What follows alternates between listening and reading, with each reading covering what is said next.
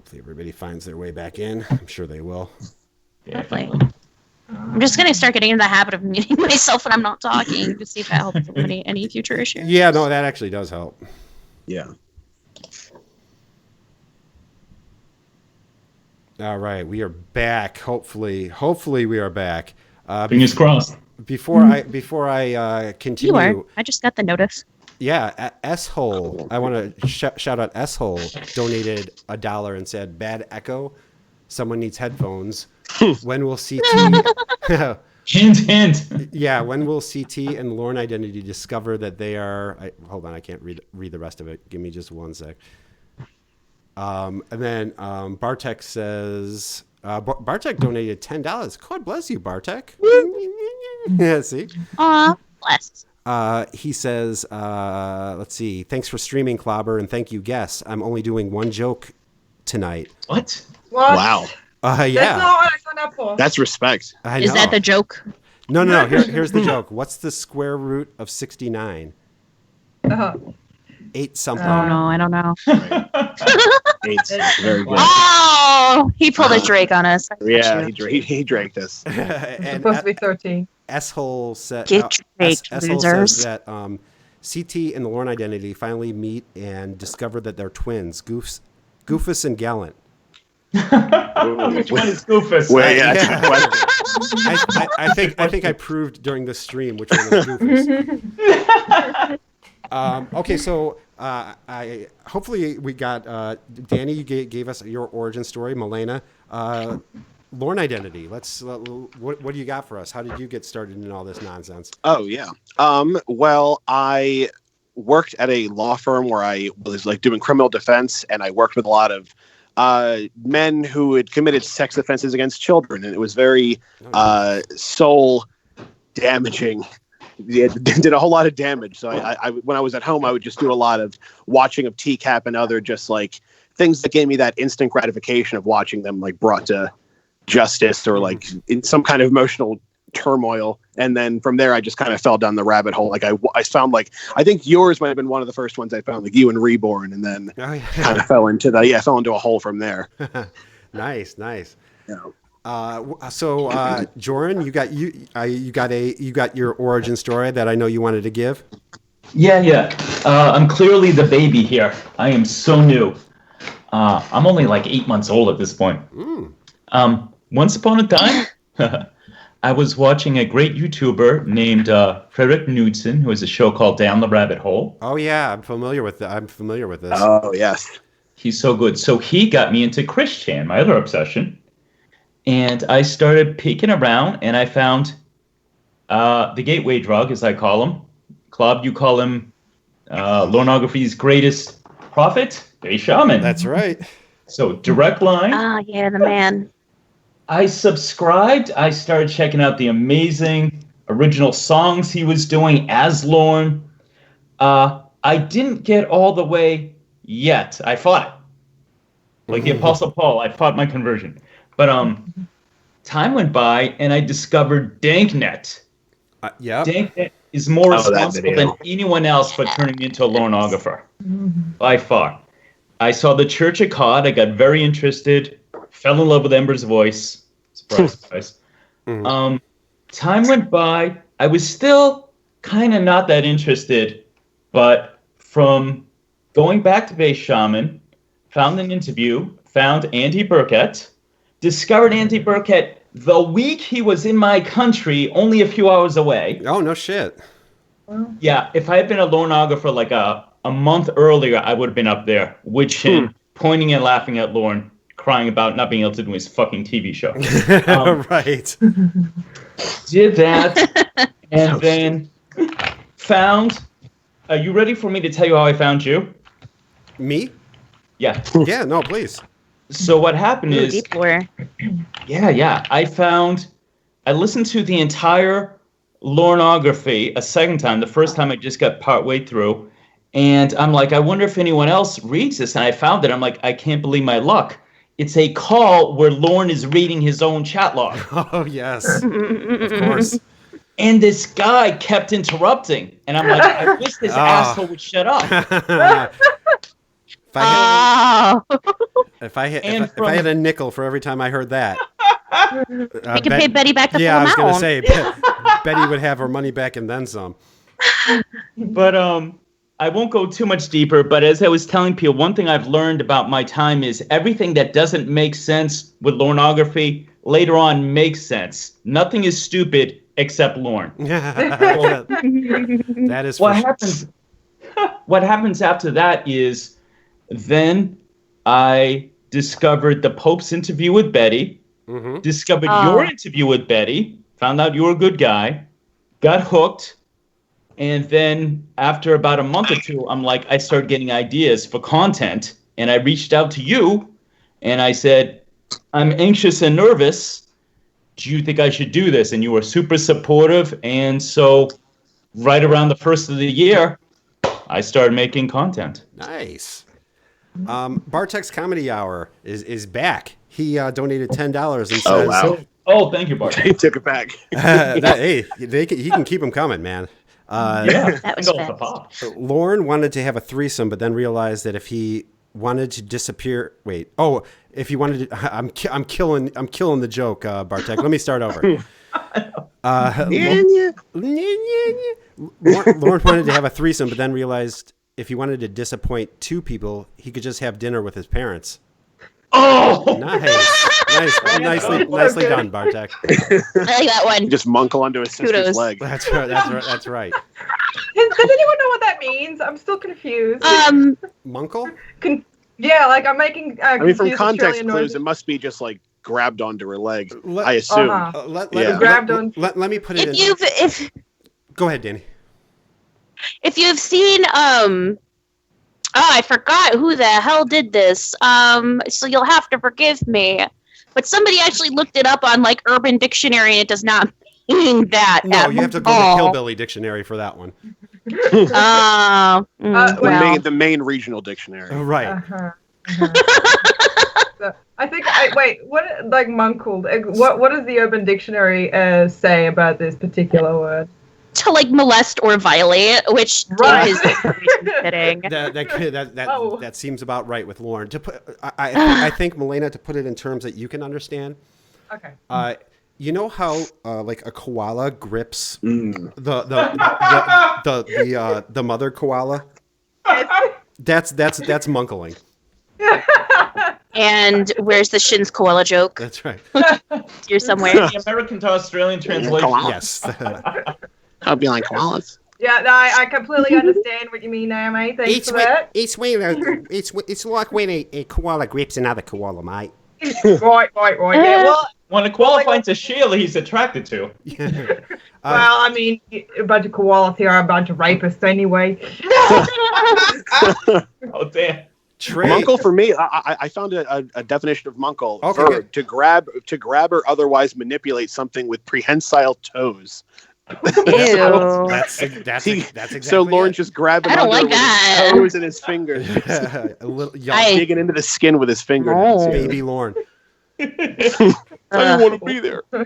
So Trey donated $1 and says, "Sorry, I'm late, everyone. You can start the stream now, Clobber." I pretty much, Trey. Right. I pretty much did. It's pretty much That was the problem. I completely fucked up the first one, and now we've just rebooted. So we should be good now.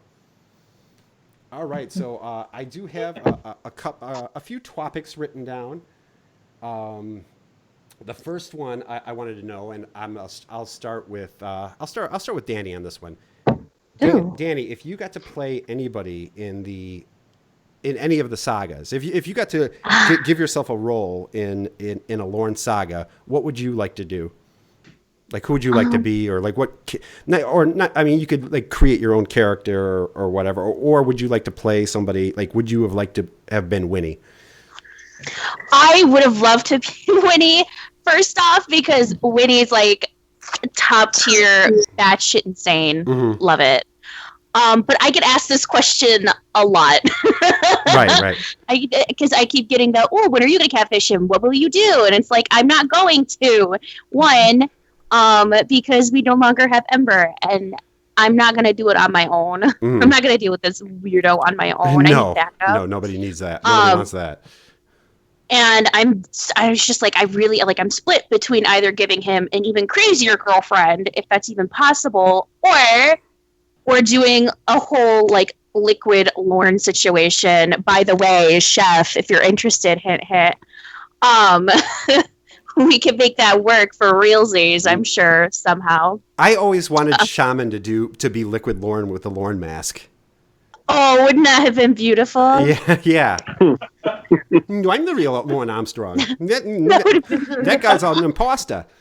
It would have been beautiful. Yeah, that's a good choice. Yeah, I thought that would be fun because I'm also like super into Christian. That's one of my other things that's kind of outside of this. Me too. And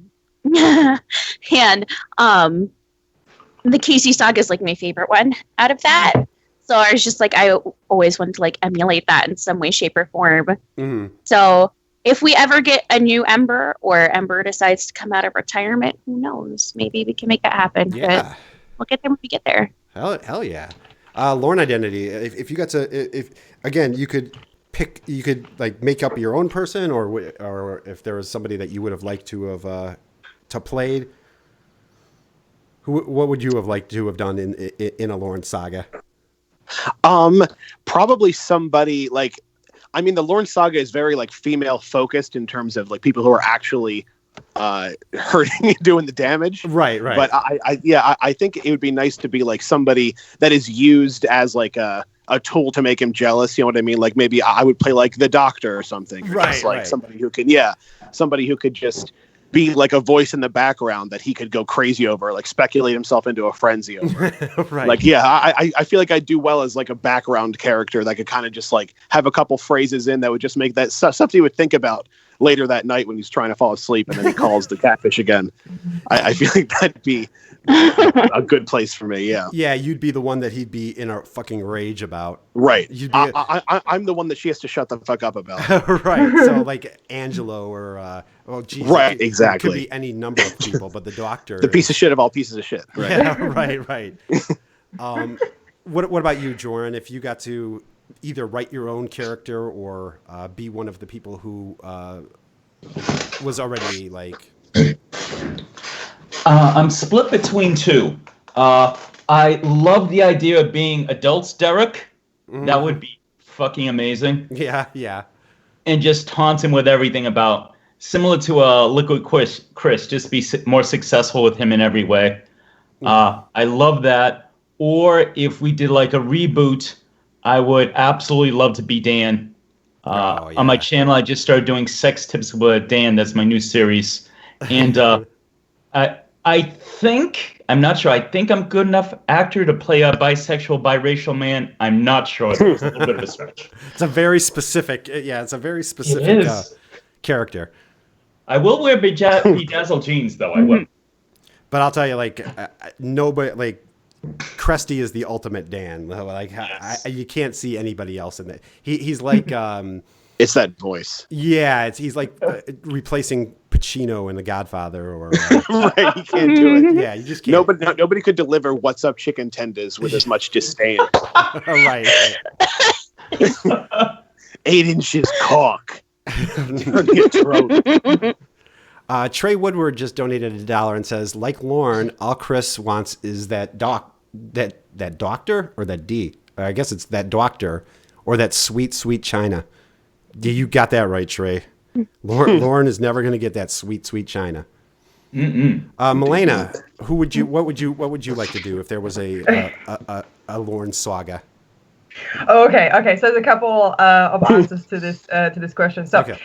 If I was playing a female character, I would probably be the child or grandchild of Olivia Newton-John. I do have a blonde wig, so I'm already like halfway there. Mm-hmm. And she looks like, that has some, like a businesswoman or something like that, but has a severe split personality disorder that turns into like a major whore at the end of the night at night. So very excited for that. Like this, like be completely. But the thing is, it's clearly the same person. Like, and I want like someone that. Like even a simpleton like Lorne would be able to pick up. Like, oh yeah, clearly, but yeah, so right, like a prude in the day, like all that sort of fun stuff. So definitely would do that if I were a chick. But if I was actually playing a dude, I would be an alternative version of Lorne Armstrong. So similar to Liquid Lorne, but like not even saying, oh, I'm the real Lorne. No, but he actually came from another reality. Oh, nice. Yes. And but the thing is, the only difference is, like, of course, this alternate reality Lorne is infinitely more successful because of something that happened in the past that caused them to split. Now, like, because I want Lorne to be the one that got all the leeway, that our Lorne to get all the leeway, all the right stuff. You know what I mean? I had all the chances and everything else, whereas the alternate version Lorne actually got pulled back a grade or something like that in school, and was forced to work extra hard to kind of make up for everything he did later on in life, and eventually became a decent person. So yeah, that's a great angle. I love the alternate universe Lorne, the successful Lorne, you know, like the one who got the mac and cheese. Right. Never went to the house. You've got like an entire Lorne cinematic universe planned out. Like, yeah. The LCU, yeah.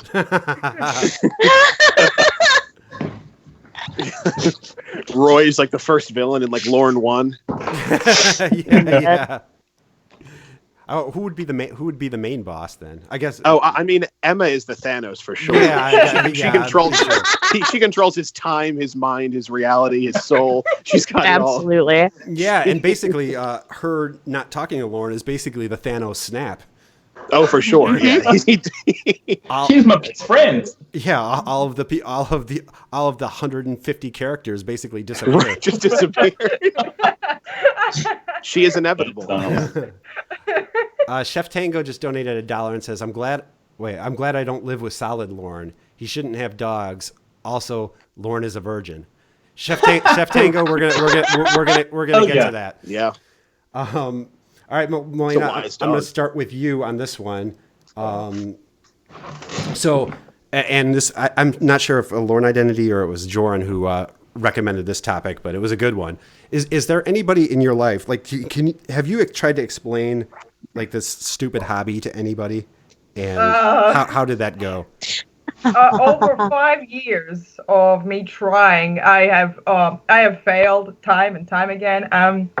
So yes, I have actually. Okay, so what I tried to do, I tried gently persuading them, like, you know, just a general, like a query, you know, trying to get them to engage conversation, to outright strapping people down into chairs and forcing their eyes open onto a TV screen. So yeah, and it doesn't seem to work, and I'm not sure why. And then eventually got to a point where, like, my friends nowadays, they're like, "Are you quoting that pedophile shit again?" And I'm like, no, but I really am. But yeah, it's really, you know, I really have. I gave it my best go, but I mean, it's just one of those things. I suppose they're just not smart enough to understand why Lorne's so great. Like, I don't know. Like, so what did you try to like what? How did you try to like? What did you show them that like? Well, to try to get them to understand, like, or did you just tell them like the Lorne Armstrong story? Did you show them a video or? So what I did was I did a bit of both. So I showed the introduction to Lornography, the one that Heisenberg. Yep. Yeah. And then I just filled in a lot of the details and just sort of tried to try to basically gauge conversation and like, oh, you know, he keeps he's basically like a well, at the time he wasn't 50, but let's just say, you know, you're close enough. 50-year-old man's body, but a 15-year-old brain kind of thing. Right. He keeps getting catfished over and over and over again. And it's just like they would look at me with this sort of stare of disbelief. And I thought for a second like they couldn't believe the shit that the Lorne story was, but it turns out that they were in disbelief of me being interested. Right. So they're like, literally I would talk for about 2 hours about this to every person close to me. And they would be like, and at the very end, they would say, "Oh yeah, that's cool." And I'm like, "The fuck? What do you mean?" They clearly just trying to placate you. Oh Jesus! I felt like I was betrayed, man. Jorrun, before I get to you, Lorne Armstrong, he donated $1. So, Wow. Yeah, that's gonna set you back a bit, Lorne. And no message. This is directed. I assume this is directed to Melleina. To the fucking girl talking right now. Why are you still going around telling me you saw the fucking doctor naked? And he's seen your tits and he's seen your panties. Holy crap, your boyfriend is supposed to be such a good-looking, feeling fucking fella. Fucking Paula. Excellent. So you're Wow. You're right in the Lorne puts you right in the same class as Paula, Melleina. Oh no! Just another Paula. You're just another goddamn Paula. That's a reference that I don't actually think I know. Me Can you explain Paula? Yeah, Paula. Oh, You want to explain it, Melleina, or do you want me to, or Dani? Oh, if anybody can, yeah. I can explain it. So basically, Paula was so this is when he was in the Air Force, or I think he was in the Air Force. Yeah. He met a girl, and he had an infatuation with her, and so basically, Paula was discovered when we found out about Paula. The way he talked about her, he sounded like he was talking about an ex. It was somebody that he went out with. He actually was engaged with at one point, and she cheated on him. And of course, he was so distraught at the betrayal that he actually attempted suicide. Now, come to find out, many years later, turns out that Paula was a girl that he was simply infatuated with. Of course. And he probably went on like one date with her. Yeah, right. So you're telling me he lied? Yeah, hard to believe, right? Okay. But But she was actually a real person. Apparently, Right. like she actually had physical, tangible matter to her, which is I think a step up for Lorne. But Right. So yeah, they were he had this infatuation with her. He really had feelings for her. He wanted to propose to her. Mm-hmm. Like after I don't know after how long he had this crush. Doesn't really matter with Lorne. Doesn't really matter. No. He's an incel. Yeah, exactly. She stopped dating people for a while because she wanted to take a break, so he didn't pursue her. So he says, right? Okay. Right. So but then all of a sudden, next thing Lorne knows that she's actually dating another guy. Mm-hmm. Oh. Mm-hmm. And then, of course, in his mind, that she cheated on him. Of course. Yeah, she was actually the first. She was the first Judas. She was the first person to betray Lorne. After 9 fucking months. Yeah, right. We thought Kayla. We thought he loved Kayla first, but it turned out he loved Paula first. Bart, my man Bartek, donated $10 again. Bartek. Oh, look at this. Ian. Oldie but a goodie. What do Lorne and a turtle have in common? Their looks. They both want to get there before the hair.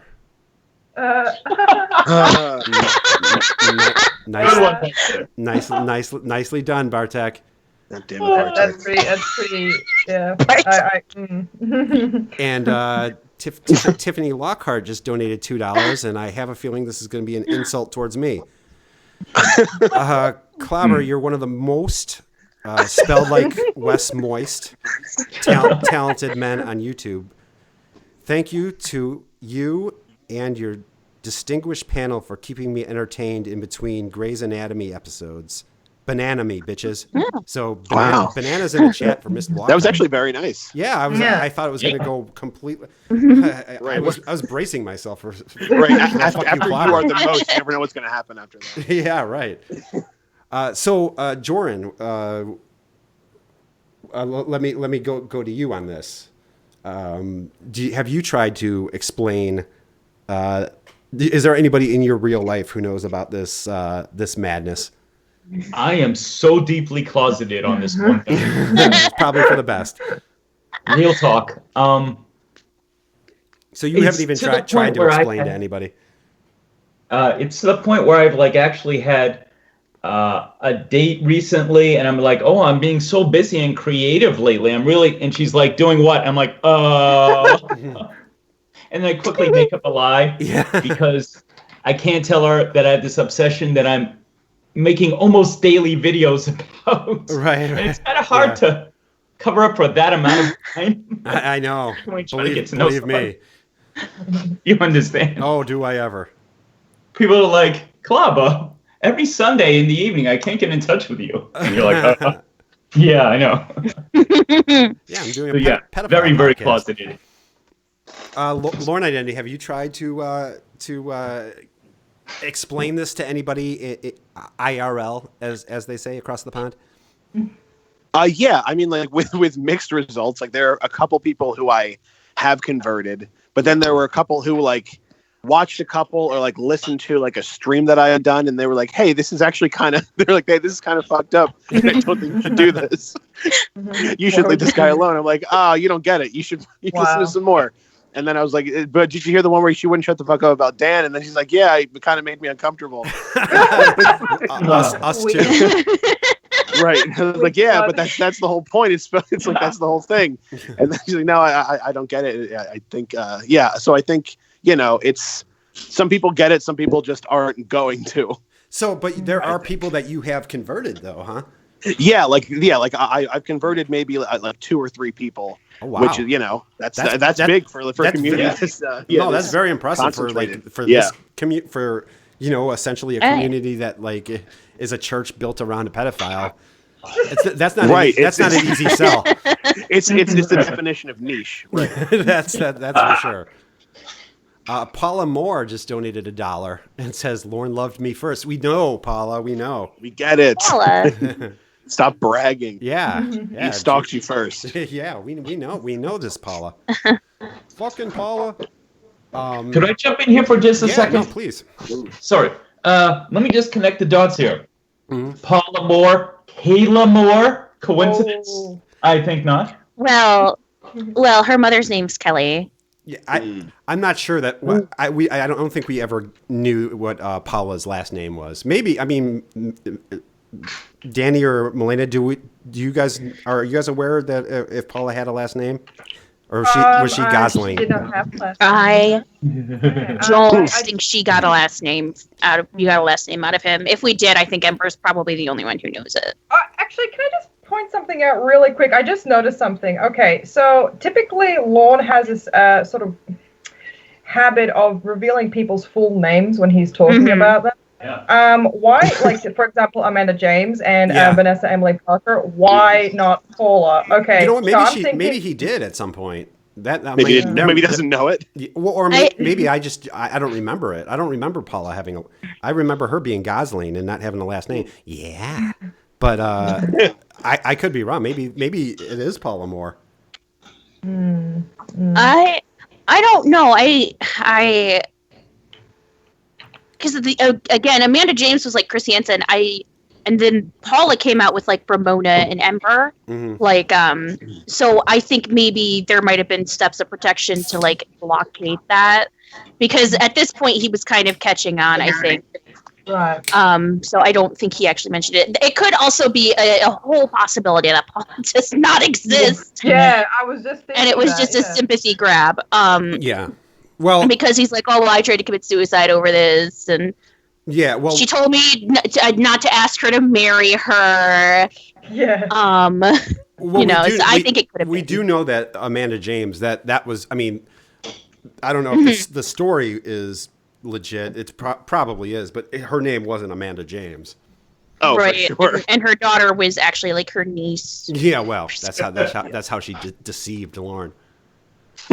I got the ultimate deception. Yeah, exactly. Bartek has questions, and Bartek, we were going to get to this. He asks what your thoughts are on Lorne's virginity, and then he says it's a rhetorical question, as we all know that Lorne is a virgin. We'll get to that, Bartek. Believe me. I'll get there. We've got opinions. Yes. Fred says, Fred donated $2 and says, after a straight year of updates, my girlfriend finally became a Dark Side Phil detractor. but she seems to draw the line at Lorne. Maybe in 2021. Keep working on her, Fred. Keep pushing. Yeah. You can do it, Fred. If you can convert her to Dark Side Phil, you can definitely. Because Dark Side Phil, I mean, he's not as funny as Lorne. He's a much bigger piece of shit. I mean, Lorne is a much bigger piece of shit. Straight garbage. And then Trey Woodward donated $1 and says, "I'm making headway on converting my sister. I showed her the compost call and she thought it was hilarious. Doesn't just a part of you want to reach out to Paula and get the real story, though?" No, not really. I mean, No. I'm always of the opinion of, like, I love fucking with the predators, but, like, the innocent people, like, you know, Paula or whatever, I mean, yeah, it'd be great if she, like, stumbled upon a Lorne stream and then she wanted to come, you know, and she wanted to come and tell her story. Right. But I wouldn't want to, like, search her out. That's the same with Amanda James and, you know, all these other people. Dani, do you have anybody that you tried to tell about this madness? Absolutely, yes, because I cannot keep my mouth shut. So one of my best friends, actually all three of my best friends know about this, that I do this, Really? and they've attended streams. Oh, nice. So number one best friend, Beth, and she's everybody knows her name already. Mm-hmm. So I'm not upset with sharing her name. I told her first because I was just like, I want to test the waters because my friends already know I'm weird, so we're just going to test the waters and see how weird I can get. And then it turned into like a 2-hour long info dump because I absolutely cannot help myself. And she's just like, that's pretty fucking weird. And I was like, yeah, I know. And then I got to a point where I was reading parts of the chat log for her as like warm up for myself. And she's just like, what the fuck? Who does this? I was like, that's a thing. Do you want to read it? And I sent it to her, and she's like, this man is uncomfortable. Yeah. What about the rest of your friends? I info dumped on them too, because I was really excited because I just started like actually streaming and doing stuff. Mm-hmm. And I was like, is this how you feel after you stream? Because he also streams completely different content. Right, I would imagine. And this is salty. This is someone who's actually been inside of like my chats and interacted with people. Okay. So people probably will recognize the name I'm saying. But he's attended streams and he was actually very interested when I told him about it. He's like, what? I was like, yeah, we just have like this whole like pseudo religion built around him, and we donate to a lady named Betty, and it's great. Mm-hmm. And then I actually got to a point where he was like, I need to know more about this. So I did a very special private reading of some of his prison letters for two of my friends. And the other friend being Colin, and Colin doesn't have like another name he goes by on the internet, so he does not care. Right. And Colin actually lives in Maine, and he was like, this guy lives in Maine? That sounds about right. And I was like, oh, but yeah, I do special private readings for my friends about some of the content. And Salty, once I hit 100 followers, he is going to do a special reading of the chat log with me. So I've essentially pulled him into this rabbit hole. I don't know if he's started to branch out into other people's content yet, but I've essentially dragged him into my mess. So he will be coming on with me. And my friend Beth has actually agreed to do stuff with me. She won't do chat log reading because it makes her really uncomfortable. Yeah, I would think. So we'll work on that. But I was like, if I can get you to listen to a call with me, if I can get that set up, we will absolutely positively do that. She's not heard any of the calls. And I've sent her like 2 videos of calls. I was like, these are like requisites you must listen to. Nice. Could I jump in here for just a sec? Go ahead. So I was doing a chat log reading with Dani just about a week ago, and we're having a lot of fun, and Salty's there, and he's a cool guy. And Dani goes, I'm going to take my friends, and I am going to drag them kicking and screaming into this abyss with me, and they will not escape. And I'm like, I haven't seen this side of you before, princess. That's partially because when I get onto something, I absolutely do not shut the hell up about it. So my friends kind of have like no choice but to be involved. With the whole COVID like shutdown, I usually call my friends and communicate with them because they're stuck inside too, so they absolutely have no escape from me anymore. Yeah. Well, this is a great pastime for the lockdown for sure. Oh yeah. And then since I've gotten access to the dump, that's mostly been the things I've been talking to them about. I was like, dude, this call's wild. And then I told them about my favorite call. I was like, it's literally 60 seconds long. And they're like, what? Your favorite call out of all these long ass calls you talked about is a very short call? And I was like, yeah, of course. Because it's him and his brother fighting. Oh yeah. It's a full out fight. Yeah. Like you just hear this man storm the trailer in like the last 20 seconds and they're yelling and I got a few donations that I want to read out. KLR Ron, he donated $5. I'm hearing the echo again. Oh, there it goes. Because someone doesn't have a mic. Mic muted. He says, "Hi Betty, here's $5 towards. Wait, I'm sorry. Hi Betty, here's $5 towards the money that schmuck screwed you out of. Thank you, KLR Ron." Dan Allen's penis. Oh my god. Oh no. I've been hearing a lot from. Are you sure you want that money? Yeah, I've been hearing a lot from Dan Allen's penis lately.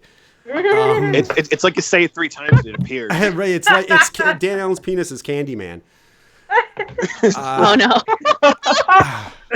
Let's see. And Dan Allen's dead penis says, "I still haven't found my testicles. I'm beginning to think they never descended. They never did. That's the twist. We can't find him either. We'll keep looking for you, Dan Allen's penis." Patty Woodward donated $10 and says, "Hashtag Team Virgin." Right on, Patty. I know. Patty sees the light. Andrea donated $1 and says, "When do I get my dump? I want those fucking duffel bags." Andrea, email me again because I could have swore I sent you the link, but I will make sure after I get off the stream today. I will make sure that you get it, and I promise you I will not go to bed until you have access to that content dump. That means you're going to bed literally immediately after this finished. No. I'm like you. Well, that's why I'm having you guys on. You guys are the late night streamers, so I'm usually, I'm usually up, like listening to you guys. Oh god! Every time you show up at one of my streams, it literally comes to standstill for like 3 minutes at minimum, because everybody's gotta be involved with lava. Oh man. I actually have a friend who said that he wants to call into one of my streams because like he wants to be somebody who like doesn't know anything about the community and he just can ask all of his questions. You know, I always thought that would be a cool idea to have somebody like watch like the Lorne footage or listen to a Lorne call who has no context. Right, like for the first time. Yeah, right. I always thought that would be a cool idea. Yeah, I'm definitely I'm trying to get that in the works too. That sounds very entertaining. Yeah. Yeah. Especially with all the new people coming into the stream lately. Yeah, I was going to ask you about that in just a second, but let me get a couple more donations. Trey donated $1 and said, "Explaining pornography is like shopping at Target. You try to explain one part of it, and you have to go off on all these little side tangents for them to understand."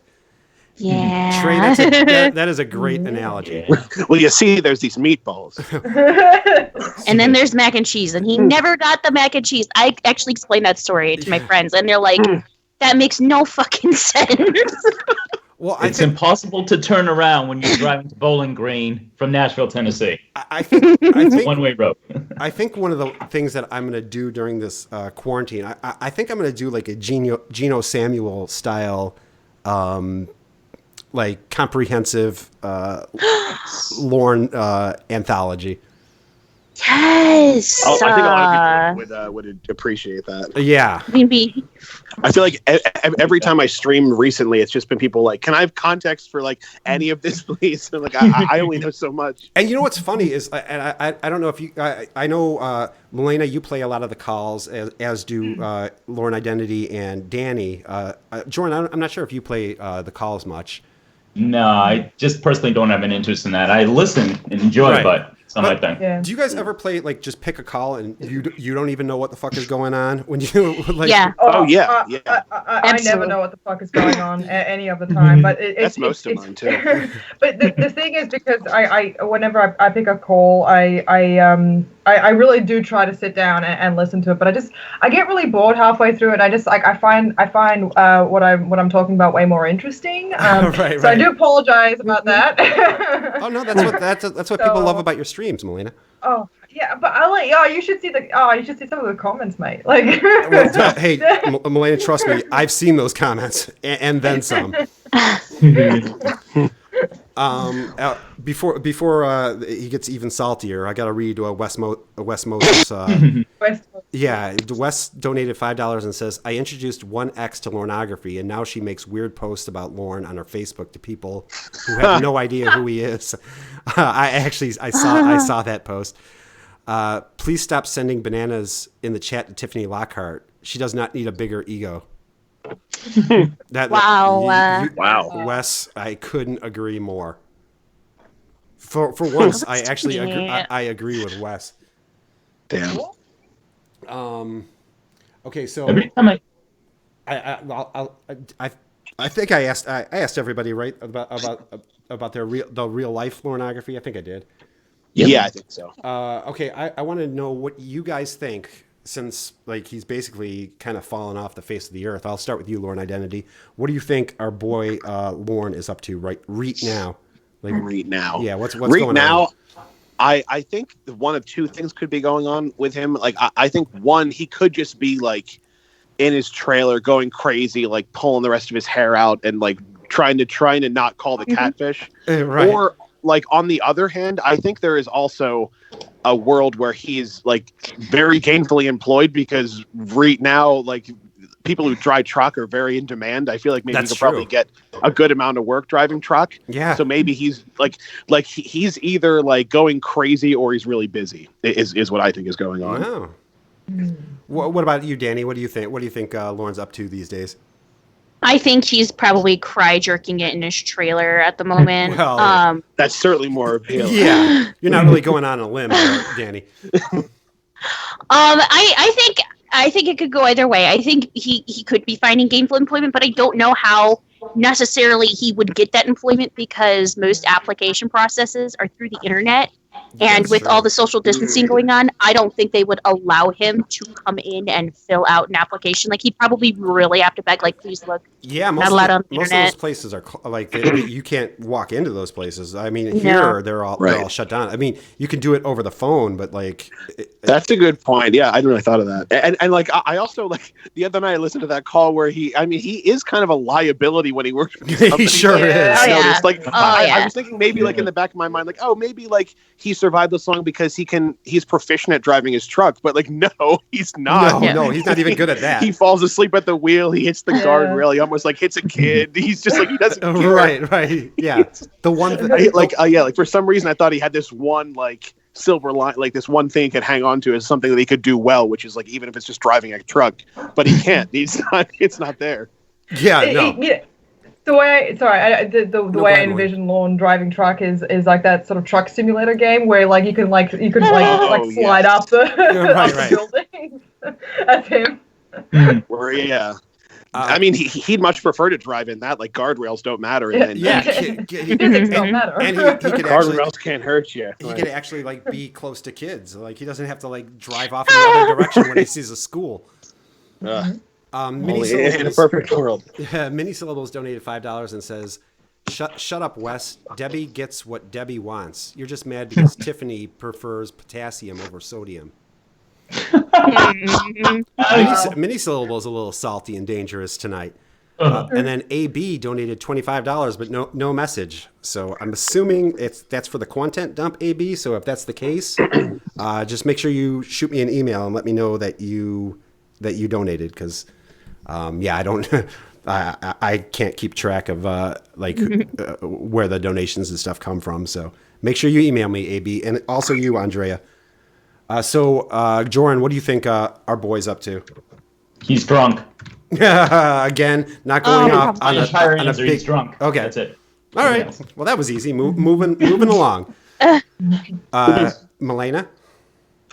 Okay, so because of his colorful history when it comes to drinking and driving, I don't think He's very proficient at drinking and driving.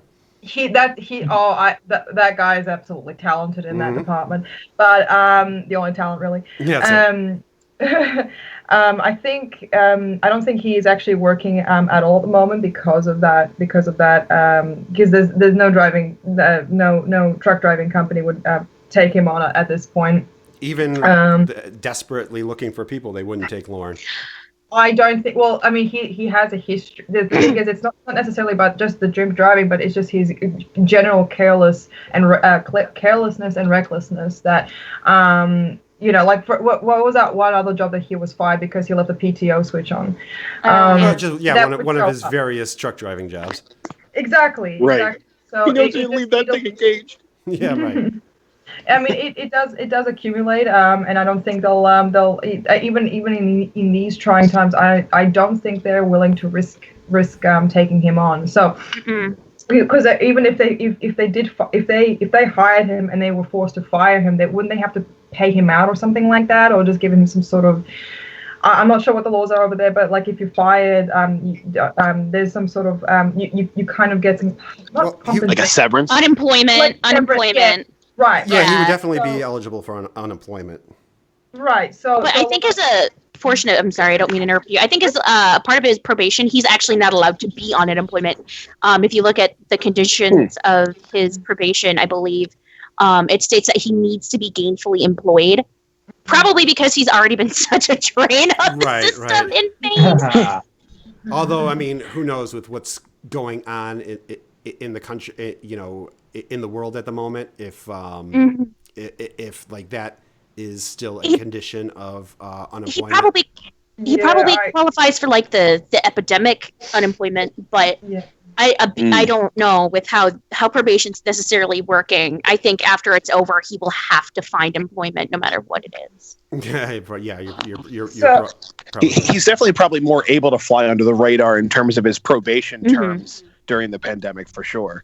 Like, he'll definitely he's not getting like spot checked while he's naked in his trailer, having to shove his hands in his screaming into the phone. Because he's not working, what I think he's doing right now is basically making calls to his family, particularly his mom, complaining and whinging about the restrictions and saying that these laws are restrictions aren't actually going to stop him from spending time with his mother. So so he's probably like, oh fuck we it, have to social distance. I would go over there, but Trump says we have to social distance. I'll just see other places. I think I don't think he's saying like, oh well, no. I think he's genuinely angry or upset, or at least trying to show that he's upset about these like, oh, it's fucking bullshit, laws. It's like, oh, no, I'm gonna.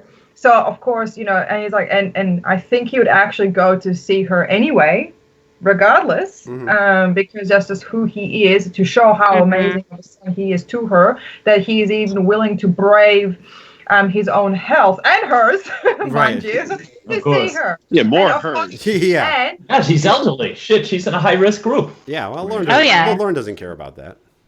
True. Bartek donated $5 and asks, Tiffany, are you still here? I want to know if my girlfriend hates Lorneography. Wait, I want you to know that my girlfriend hates Lorneography, which is why I'm taking her swordfish fishing soon.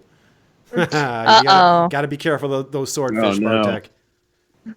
So, sorry, just one more little bit at the end. And I bet he's coming over there to show how much of an amazing son he is, right? Yes. While also pickpocketing her pocket for that service check of hers. So that's what I think he's doing right now. So he's probably making her go to the food bank. What a cunt. During the pandemic. Ma, I would go, but the truck's not running right, so you're gonna need to go there. And they already know me at the food bank. I've already been there. Exactly. What a cunt. You said it. Okay, so I'm gonna start with Jorrun on this one. How would you like to see, or would you? What would be a good a great fitting ending for Lorneography? Oh God, how dark do I want to go with that? Yeah, it's up to you, man. Shit. Okay, I really don't want to take the wind out of this, but there is a part of me that says suicide. That was honestly the first thing that came out of my head, because I honestly don't believe.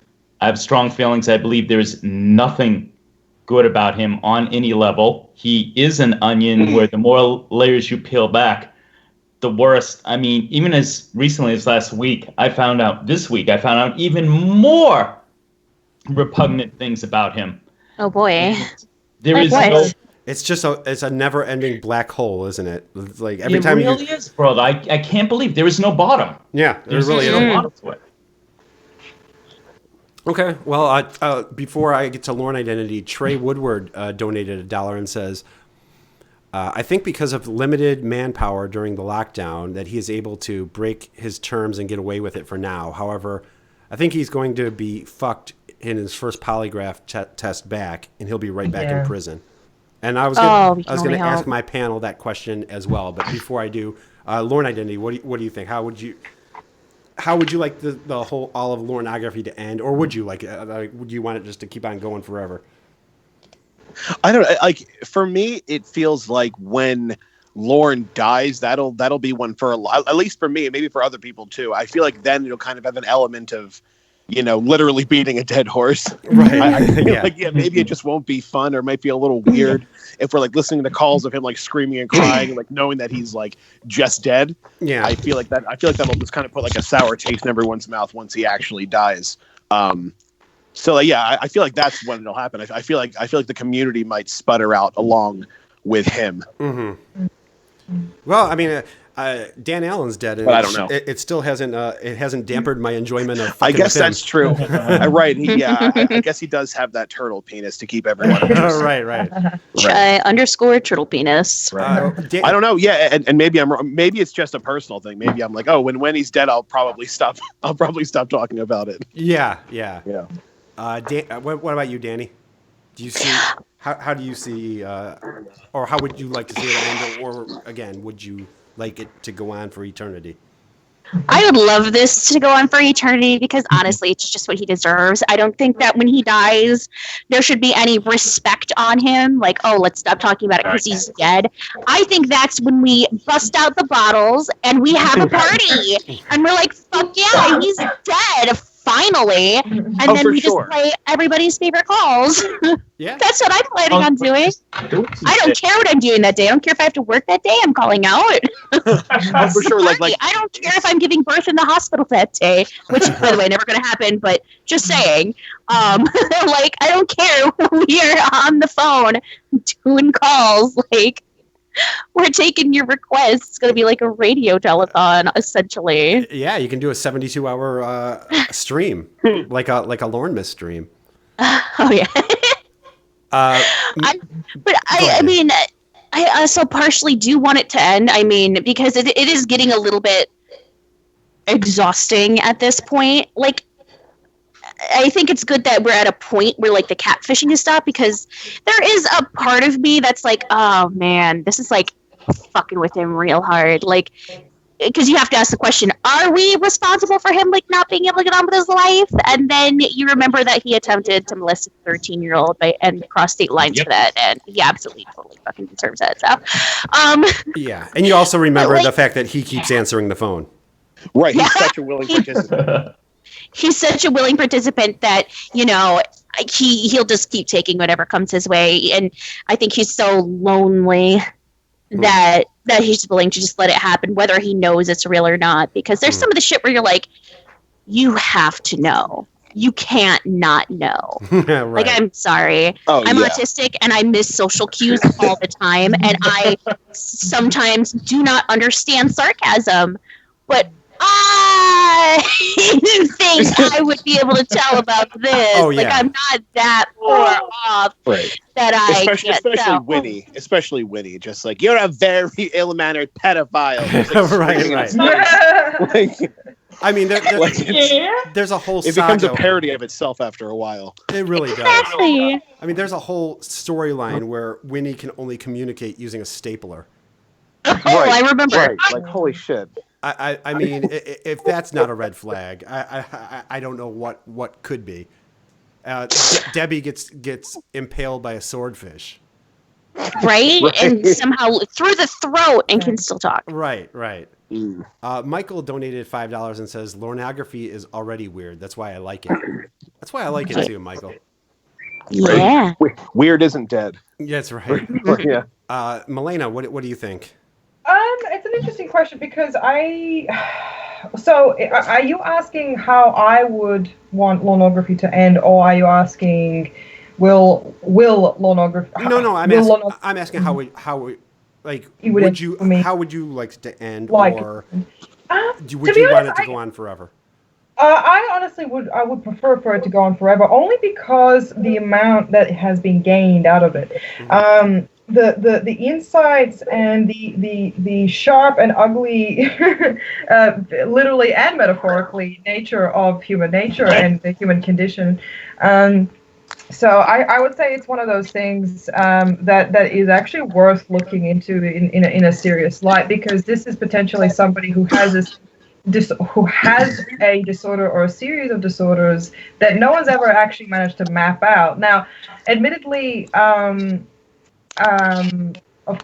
maybe what he has is already known. I don't know, but I absolutely do agree that he deserves a lot of the flack that he has gotten from all his really bad decisions. I'm completely on board with that. But for me, a satisfactory ending would be him sitting in front of a psychiatrist or psychiatrist / therapist in a psych ward, trying to bore these questions into him and basically trying to forcibly ask him, what is your fucking deal, mate? Yeah, I mean, and really, I think he would have to be in a psych ward because I mean he's gotten years and years and years of therapy. I would think he would need to be in a psych ward to actually do the work. Yeah, it'd be forced down his throat. Exactly. Right. I mean, because obviously you have to participate in. If you're going to get any better, you have to admit that there's something wrong, and you have to actually put in a little bit of work, which that is to say, any at all. Yeah, right. Well, you remember, I've brought this up before in one of my streams. I said if he just, because this is how I got out of a psych ward, all you have to do is do exactly what they say, say what they want you to say, do what they want you to do, take your meds, and you'll be out. But he can't even do that for probation, so I don't think he could do it for a mental ward either. I think if he gets stuck in a mental ward, that will be it. Yeah, he'll be in there for life. No doubt about it. He will never figure out the trick. Yeah, for sure. Like he would be sitting in a psych ward, like screaming about how he was raised by his mother, 100%. Right. I was raised by mom. It's like that doesn't mean anything, Mr. Armstrong. Sorry. Go ahead, Melleina. Oh no, I was just saying that it's already been covered that Lorne thrives under extreme, not pressure, but he thrives when all of his liberties and freedoms have been taken away. Yeah, he needs structure. He's a 49-year-old man who needs structure. like a kindergarten. Can we just think about that?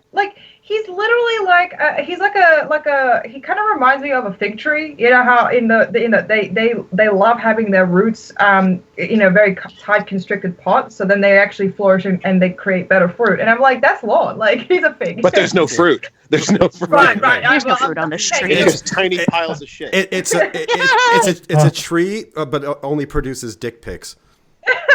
Ew. I'm glad that Lornes have never fruited. Let's just put it that way. I'm glad that he's never reproduced. Let's just hope it remains that way, even by accident. I think we're in the clear on that one, Melleina. I got a couple more donations. Go ahead, Jorrun. The thing that's so interesting about jail is he went in there, he came out super buffed. He wrote 1 or 2 novels. Mm-hmm. Yeah. He semi-learned to play guitar. Now, although he wasn't successful at any one of those particular things, he still had more output than he did in like 37 years of being free. That's he was being productive. Yeah, because he's published one more book than I have. Yeah, right. I'm jealous. Well, that's the thing. He had structure. So, I got a couple more donations I want to read. Mini-syllables, the great Mini-syllables said, if you don't believe that Debbie got stabbed in the throat by a swordfish, go look at her banner. She still has the scar. So check out Tiffany Lockhart's YouTube channel, and you'll see the you'll see the scar from the swordfish attack. Bartek donated $5 and says, I have to leave because my stupid non-pornography loving girlfriend wants to watch a movie. Thank you all for streaming. Follow me on Instagram at Bortformporte. Hashtag self promotion. Hey, you self promote all you want, Bartek. And then Trey donated $1 and says, I really don't know if I want anything to do with or anything to be wrong with Lorne, because like Chris Chan and his autism, he'll probably use whatever disability he has as an excuse. Hell yeah. Just like our boy Dustin. Well, yeah, look at how willing he was to use his depression as an excuse in his trials. Yeah. Or his trials, his lull suits rather. That's right. I want to throw a shout out real quick to Ender Springs, who just she has a she is about to start. I don't know if she's got a YouTube channel right now or if she's about to start one, but shout out to Ender Springs. All right. So okay, yeah. You guys oppose my belief that Lorne is going to live forever. Oh yeah. I'm shocked that you think Vehemently. Yeah. Okay. So tell me why I'm wrong. All right. Tell me why his body is already tell me why I'm breaking stupid. down.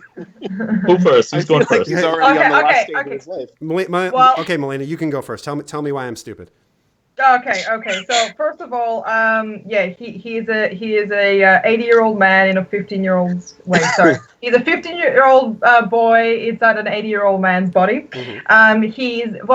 It's like okay. So are you honestly telling me right now, smoking 3 packs a day, mm-hmm. drinking 22 bottles in one sitting? Yeah. Is actually the elixir to immortality as opposed to... I'm not saying that at all. I'm saying I'm saying a normal person that would kill a normal person. Stone dead. I don't know. I don't even understand what I'm actually arguing right now. That makes 2 of us. I contend that Lorne is eternal and that he will live forever. Well, I mean, in a metaphorical sense, yes. Oh no! I'm saying it in a quite a literal sense. Okay.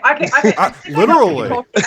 Hang on. I think I know what you're talking about here. So I can see how this is going to work, because are you saying because his body is actually degrading so quickly, he's literally falling apart and leaving it and smearing it all over his trailer, so then he's still technically alive even after his heart has stopped beating. So he's still, his organelles and organism is still actually technically alive and ever will be so. No, I'm not even saying that he's going to ever turn into like The Walking Dead. I'm saying like he's just gonna he's gonna be that person who like just abuses his body for his entire life, and nothing will faze him. Like, okay. if you looked at his lungs and liver, right, he should have been dead like 10 years ago. Mm-hmm. Mm-hmm. But I think that's just his fuel. You think he's a vampire? I don't know what he is. I don't Probably. know. I mean, it literally is his fuel. It's the only thing he consumes. Right. Yeah. So, Lorne Identity, go ahead and tell me why I'm stupid. I can't see. I don't see. I just don't get how you can think like he smokes so much, he drinks so much. He does. His body's like this is the final act of his life. He's in it right now. I think this is it. Like I think he's already deteriorating. He's just like I think if the way he sounds is any indication, mm-hmm. every time he masturbates, it takes a year off his life. Well, like it's just like, yeah. He has to go outside and catch his breath every time. Like it's just like his body is melting from the inside. Yeah. And it's I don't understand how anybody could think he's going to live past his 70s. Okay. Well, Jorrun, you want to tell me why I'm an idiot? All right. Here's my hot take. Okay. Please set me straight. I'm actually gonna draw a line in the sand. Okay. I give him 10 years max. I'm getting that bold. Wow. I'll run down the list. Sure. Smoking. Excessively. Drinking. He eats shit, as we know. Well, he did make vegan porkless bites. Yeah, he was vegan for a while. Yeah, he was vegan for a good 2 weeks. For like To impress his hot imaginary girlfriend. For 9 fucking months. The stress, that's a big one. Shep brought to me. He's got to be full of cortisol. That ages you hard. Oh yeah. The excessive masturbation that Lorne Identity mentioned, I would say that's my other theory we could get into about, I'm sure Mr. Penis no longer works. Oh, I'm not saying, yeah, I would agree with that. Nice. So let me see it. Smoking, drinking, diet, stress. The place he lives is covered in black mold. He's inhaling that. He has no healthy things going for him whatsoever. And weeks-old ejaculate. And and that ceiling, this fan tape, the ceiling's just pushing it around. All of that is 100% true, and he's still walking around. Hey, he's been living like that for 49 years. So long. Point taken. I still give him 10 years. Okay, Dani. Well, body can only take so much. live like that for centuries. That's right. So hoarders live like that for like decades, and they live to be like 9,000 fucking years old. I shit you not. That's what I'm saying, Dani. Yeah, but he's also an alcoholic who smokes a lot. I'm riding high on those two facts. I mean, I definitely understand the cockroach, like he's a cockroach argument. That's that's basically where I'm going with that. He like I definitely understand. There could be a nuclear blast in and he'll crawl out from under the trailer. Right. There could be cornfield can be eradicated by a nuclear strike. Yeah, you're not gonna believe what happened, baby. You can't believe what happened. There's a mushroom cloud heading my way. Oh my god. See, I actually don't think you're stupid. Oh, thank you, Dani. I believe you. I believe you on this one because my dad's one of those people who's done like really horrible, bad shit. For example, he's thrown me out of a car by my car seat along with my siblings and threw the keys into a fucking forest preserve. So my dad's not the greatest of guys. And my dad has. Yeah, my dad has crashed going like 100 miles per hour into like a bridge median, like an underpass, and gone through the windshield and lived. So my dad's kind of on that same line of males who are horrible and indestructible. Yeah. So I think he's gonna live way longer than we are giving him credit for. Like, yeah, no, it takes him like half a century to jerk off, which is again probably what he's doing in his trailer right now and crying. And again, I want to make sure that I'm clear that I'm not saying that all of his functions will work forever. Oh no, because many of them don't right now. Yeah, his dick's like permanently broken. But so I'm saying he will still be walking around. Can I ask you guys? Oh yeah, no, he's gonna be walking around literally until the death of the universe, and even then maybe. Yeah, he'll keep going. Go ahead, Melleina. What was your question? Do you guys reckon what is the ultimate fate for Lorne? Because I mean, considering like let's just say that he does have a good 30 years in him, right? Or maybe even 40 years, right? Let's just say he reaches in his 90s. Sorry. Do you reckon that there is actually more punishment with that fate, considering that he lives for so long, when his systems are literally shutting down? For example, his favorite toy, Mr. Penis, is no longer working, so he can't use it. He can't breathe anymore. The one toy Bunky didn't steal from him. Right. Although we wish he had. Yeah. Exactly. His dad said, "Let him have it. Let Bunky have it."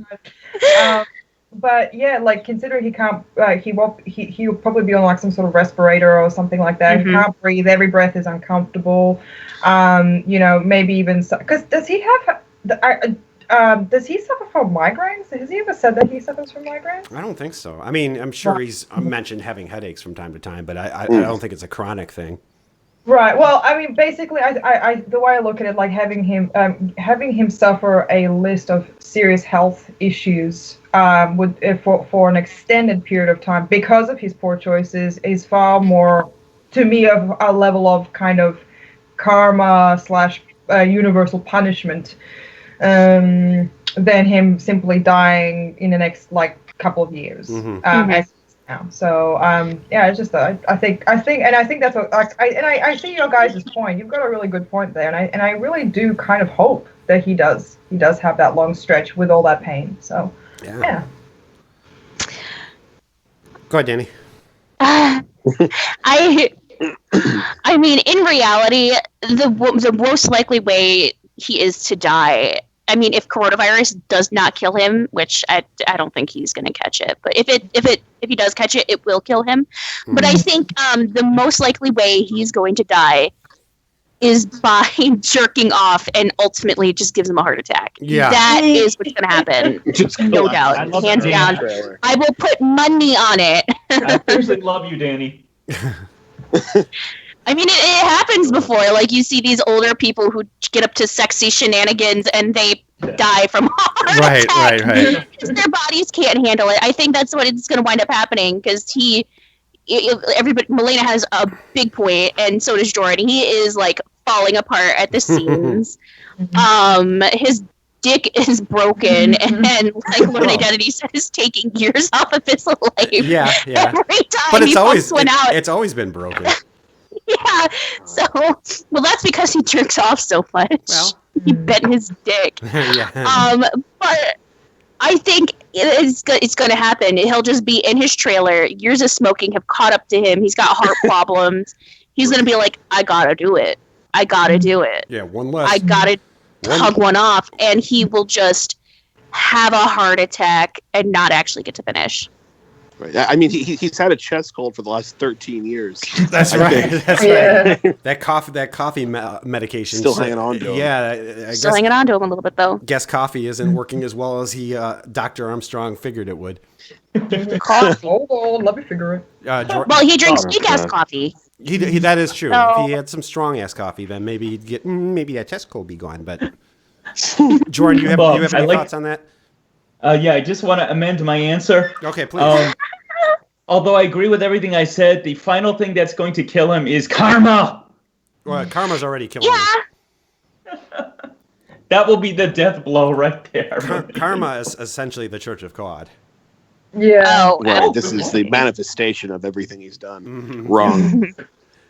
Trey had 2 donations. $1. He says, I really don't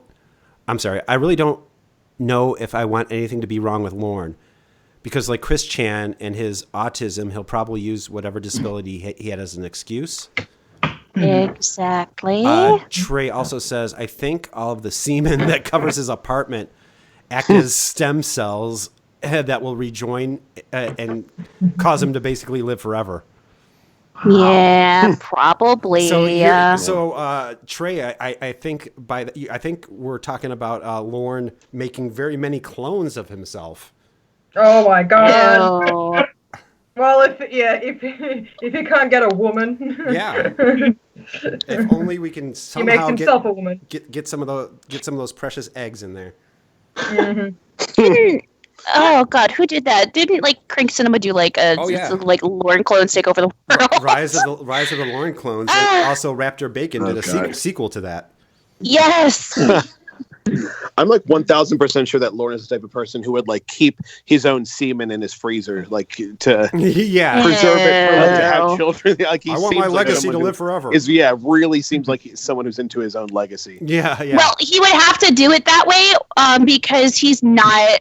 We explored this on one of my streams. He's not valid donor for most sperm banks. Oh, I believe Yeah. that. Unless he's going with a partner and doing it privately, but he's not a donor for sperm. He's not going to be a valid donor for sperm donation Oh, because certainly. he's too short, he's too old, he's too unhealthy. Like he's a heavy smoker. Too stupid. He's too. Yeah, he is too stupid. He doesn't have a college degree. Right. They want you to be actually either going to college, like in an actual program, and have some done, or they want you to actually have degrees because smart people breed smart babies, and they don't want any fucking idiots running around anymore. I'm just imagining Lorne like reaching in the back of his freezer, pulling out this like freezer burned mason jar. Yeah. Right next to the ready to finally keep my legacy going. Roy, make sure God. whatever happens to me, Roy, I want you to make sure that this gets to Olivia Newton-John. It's very important, Roy. Roy, pay attention. Or hands Roy a picture of the picture of Malibu Barbie. Yeah, It's like, right, get this to her. She Yeah. will bear my child. She'll be expecting you, Roy. Well, we still got to get it to Emma, but I don't think he'll ever see any payment out of it. No, yes. no, probably Right. not. Trey donated $1 and says, I'm hoping in his last moments. I'm hoping I'm in the last moment before that last orgasm that a hospice nurse named Dan walks in his door. Yeah, that would be a fitting end, Trey. Right. What's up, chicken tenders? Yeah. What were you gonna say? What's up, chicken tenders? What were you gonna say, Melleina? I can't remember now. Okay. Sorry. That's all right. Okay, so that got pretty dark. Let me get a little bit lighter here. This is full of blows to Lorne. It No, really yeah, is.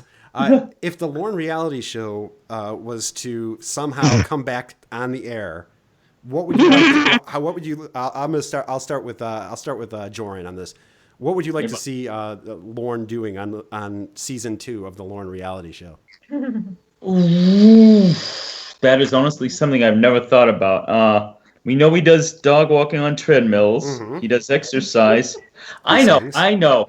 I think Melly will like this. I want to hear him read the classics. I want to have him read Moby Dick. Hello, everyone. Yeah. My name is Tommy Ishmael.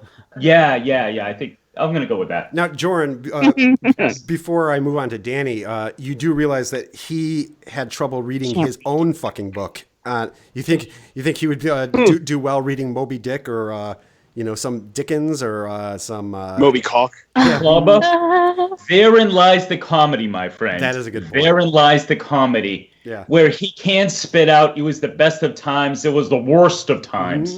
There's the comment. Hold on, I'm lost. It was the best of time. Well, I don't even know what the fuck this is about. Danny, what would you like to see? Which one is it? I would, in all honesty, and this is me being like the eternal optimist here, I would like to see him actually do shit that is beneficial to him, because if he's gotten to the point where he's allowed back on the internet to do this, he's already made Which will strides never with happen. probation. Exactly. But I would like to see that train of you're doing better, keep doing better kind of happen, because I mean, as much as he deserves it, he also deserves to like move past it to a point. Like if he's gotten to a point where he's actually said, yes, I fucked up, I actually did this, I'm so sorry, I want to get better, I want to do better, I want to start making amends. I would love to see him get to a point where he's actually like healthily cooking and not putting 8 fucking pounds of butter into his food. Right. Despite the fact that I do the same thing, but this isn't about me. Yeah, no, this is about Lorne.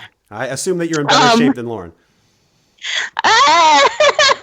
Well, I mean, I'm not falling apart at the seams, Right, well, and then my you're in dick's better not shape broke. It's just Right, you're not actively dying. Yeah, right. yeah. I haven't smoked a whole carton every day for 30 years, so I think I got that. You're already way ahead of us. So, like, what? Like, give me an example of like what you would like to see him doing. Like, you're talking about like you would like to see him do like actual healthy cooking. Yeah, making actual edible salads instead of that wet, disgusting, is going to rot in your fridge in 2 days salad he made. Because let's be honest, the way he cut the and to get rid of that fucking glass cutting board, let's get that God. under He needs to right do that now. immediately. But I think if he were to do something like that, if he were to make amends and then try to start doing that again, I think people would be receptive to it at a very minimal kind of receptiveness. I think we would still drag the hell out of him because there's no way that's not going to happen. Yeah, no. No matter what he did, he's still going to get dragged on the internet. There's no way around that. I think he could, if he got to the point where he's allowed back on the internet, I think he could probably fucking ignore it at that point because he's already just fucking bared his soul to probation. But let's be honest, if they allow him back on the internet, it's going to have to be something he's going to have to pay for. And I mean, 1 cent would set him back. So, and I think that tracker thing's like $40 a month. There's no fucking way. Blue and Cards Forever suggested, and I actually suggested this to Lorne in the comment room. He would like to see Lorne analyze other predators. When Lorne was doing the Lorne reality show, I wanted him to do analysis of Nathaniel's videos. I thought that would have been pretty funny if Lorne was doing analysis of analyzing. Why couldn't I say the word analyzing? If he was doing like Nathaniel's videos and he was like going over those with a fine-tooth comb like Nathaniel used to do to him. Oh, so, you're just asking for increasingly long videos every time. That's what I wanted. Lorne Identity. Analyzing his tank tops. What was that? What would you like to see? Oh, go ahead, Melleina. I was just going to say, I need to, I'll be back in like 2 minutes. I'll be right back, okay? All right, Nan. Okay. All right. So, Lorne Identity, if there was another season of the Lorne reality show, what would you like to see featured on that reality show? I mean, obviously, I want to see more of him, like blindly defending his actions in 2007. I'm sure that will be something sure to happen. I've actually been putting a lot of thought into like.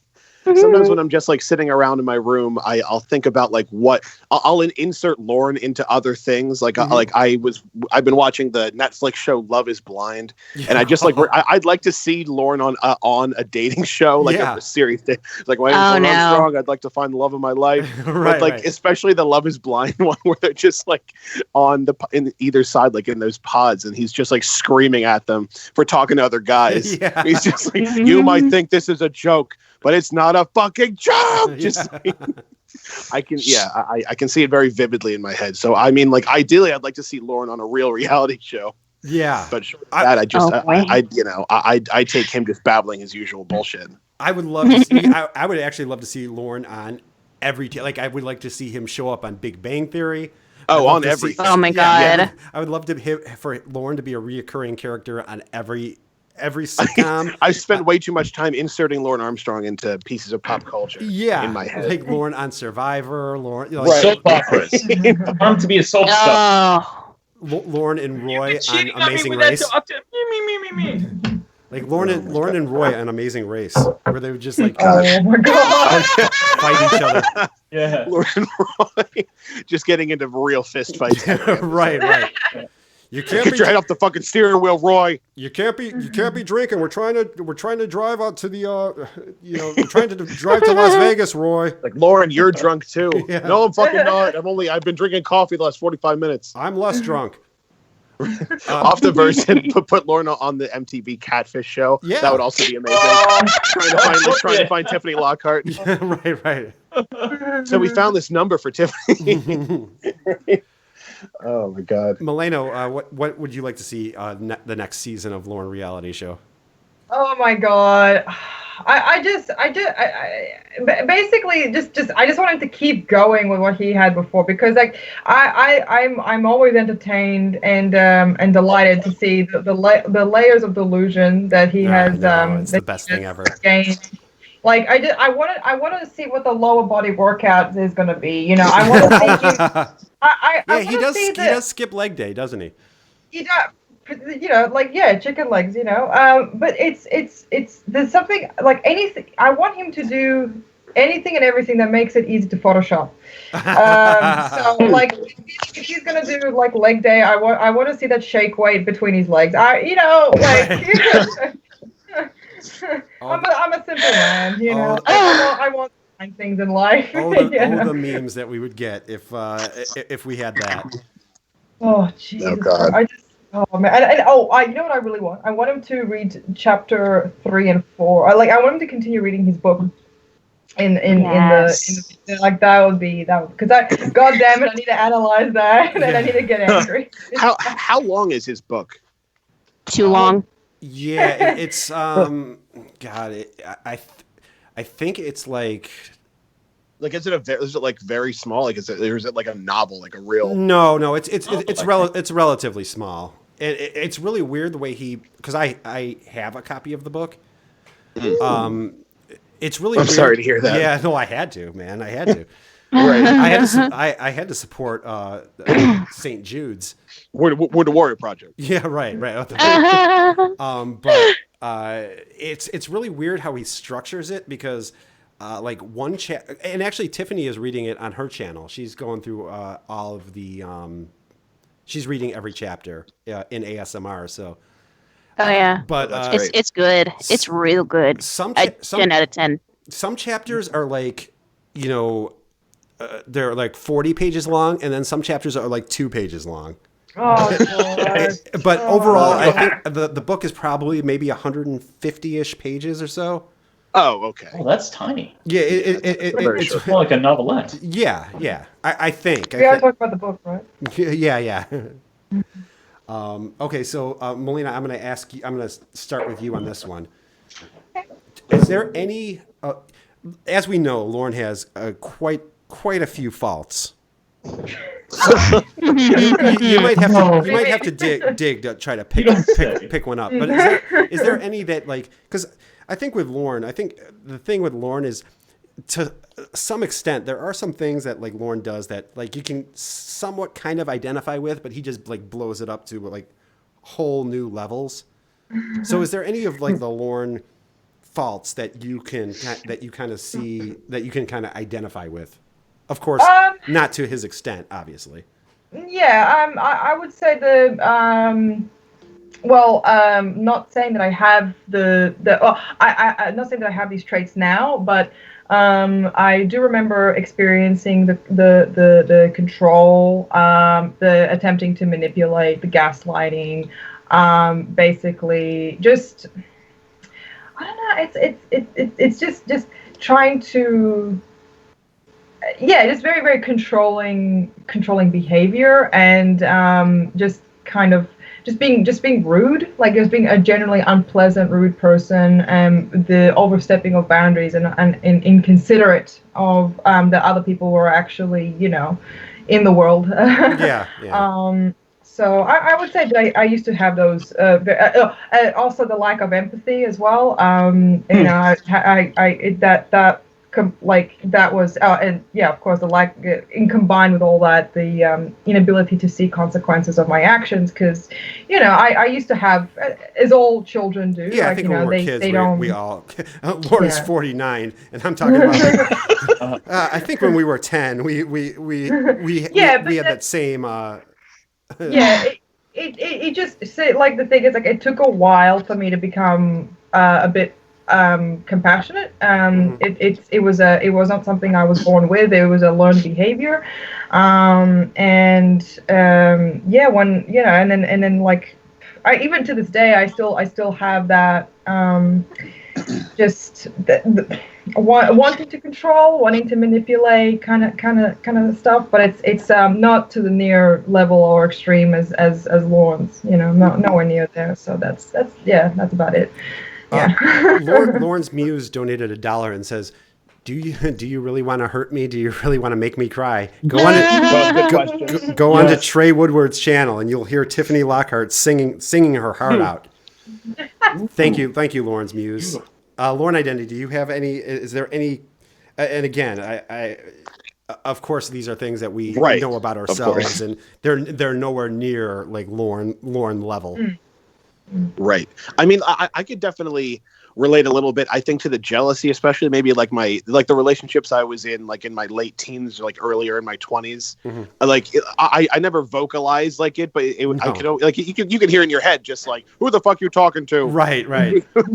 What the fuck you been doing? Just like, it's, you know, and like I feel like I've noticed since I've dived so deep into this stuff, like I'll notice traits in other people. Like since Lorne has all these bad traits concentrated into one person, you can kind of see the different parts of Lorne. Like if you meet somebody who has like a piece of Lorne in them, you might want to avoid them. Right, you know? right. It's like easier to kind of navigate the world knowing like the things that are all the bad traits that people can have. He's definitely a cautionary tale, that's for sure. Right, exactly. Yeah, exactly. It's just like, yeah, you can kind of, yeah.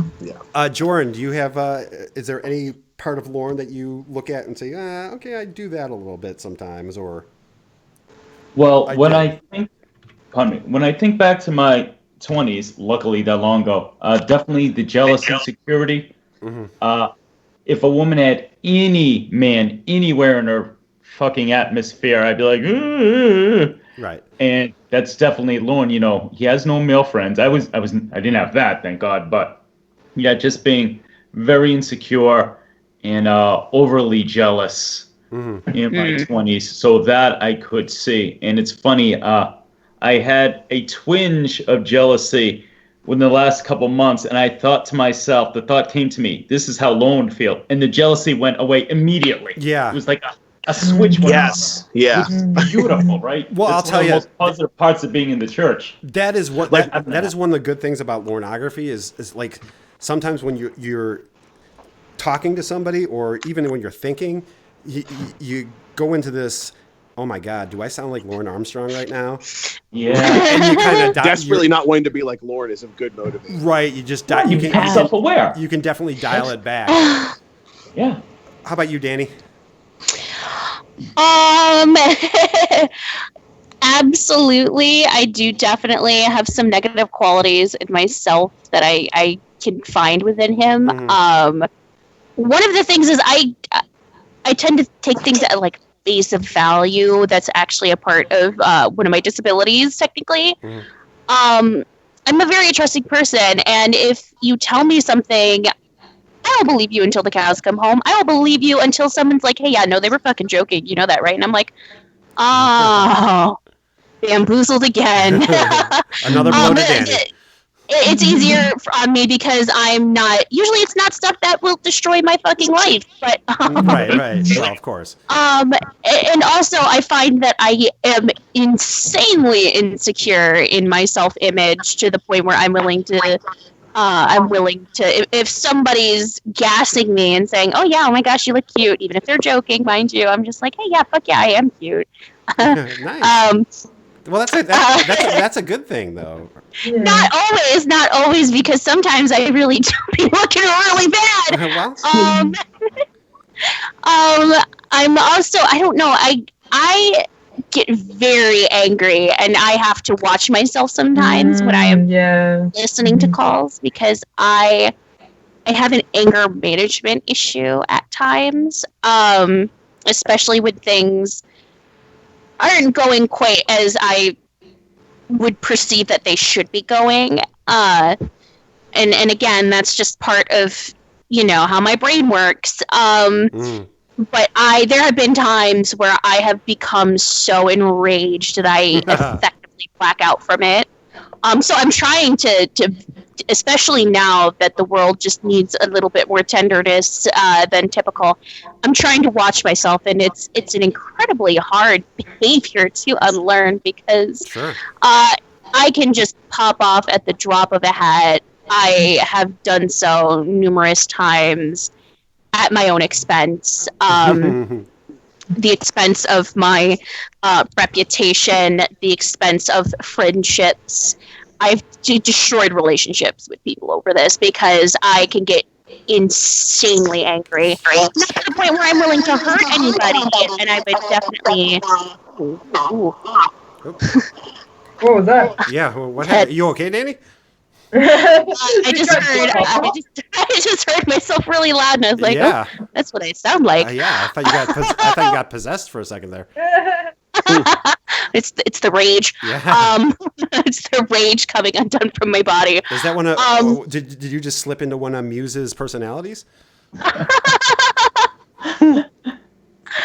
But I mean, I definitely see like repetitive behaviors in myself, and I'm like, wow, it could get there if I don't manage myself. And I never wanted to get there, so I definitely Your phone is going crazy, Danny. Oh, it's not me. Or somebody's is. Okay, it's gone now. Okay. All right.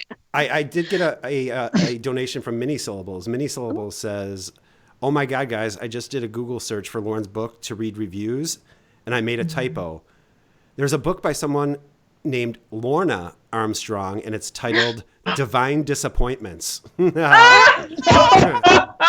How appropriate. Prophetic. Oh my God. Oh, synchronicity. Yeah, perfect. Wow. So now I want to ask you guys, where do you guys stand on? Are you guys Team Virgin, or do you think? I'll start with you, Danny. Do you think Lorne is or isn't? Honestly, I don't think we will ever know. Well, no. I think clearly, we'll never know the truth. I personally sit on Team Virgin. Nice. You got to hear that the other night when I was wine tipsy. So literally, the only reason I sit on this debate, other than the fact that we will never know, so I mean, you might as well just pick whatever side is funniest. Right. Well, that's part of why. If I'm being honest, a lot of my argument is because it makes it funnier. Because it's another thing that he's lying about. Not that there's anything wrong with being a virgin, even at 49, but the fact that he is so grandiose and so like, I was getting pussy all the time. I was a male slut. So Lorne Identity, are you on Team Virgin, or do you think he's had an experience? And I think what we can all agree on is, if he's not, you can probably count the number of times on, one of Hamburger's hands. Right. Yeah, I mean, I'm pretty squarely on Team Virgin as well. Nice. I think, I just think, like, people argue, like, oh, he's probably gotten, like, a prostitute or something, but I would argue that I don't know when he would have been able to afford one of those. No, or where he would have been able to find one. Yeah, or find one in Cornville, like that too. Like maybe in Nashville. Like if he ever had sex, it was in Nashville, but he has not had sex since then. Right. But yeah, I just don't think it ever happened. Like he's just too gross. And like if he ever brought someone back to that apartment, they'd be like, "Hey, where is everything? Like, why are you on the floor? I'm leaving. Why is there only one computer in this apartment and nothing else?" Right. Yeah. Why is it smell like jizz in here? Like any number of questions they could ask him. And like, I just don't think it ever happened. And I can't see somebody being dumb enough to invite Lorne into their home. No. Oh no. So I just like putting it through all of like the scenarios. I just don't see it ever having happened. Yeah, no, it doesn't make sense. Yeah, I'm with you, Jorrun. Where do you stand on this important issue? 100% virgin. I would fight anyone who says otherwise. Oh shit. The thing with him is, it's everything. But the one thought that comes to mind was. Ramon was asking him about him being a male slut, and he said, one night stands, and he's so fucking inexperienced, he couldn't even define what a one night stand was. He's like, oh, that's when you keep having sex with someone. When you only do it a couple times. That's you're not in a relationship with. No, that's called a fuck buddy, dude. I've had that, so I know the terminology. You have not, because you're a virgin. Right. And his incredible lack of knowledge at almost 50 years old of a female's body, it doesn't add up. There's no way. All right.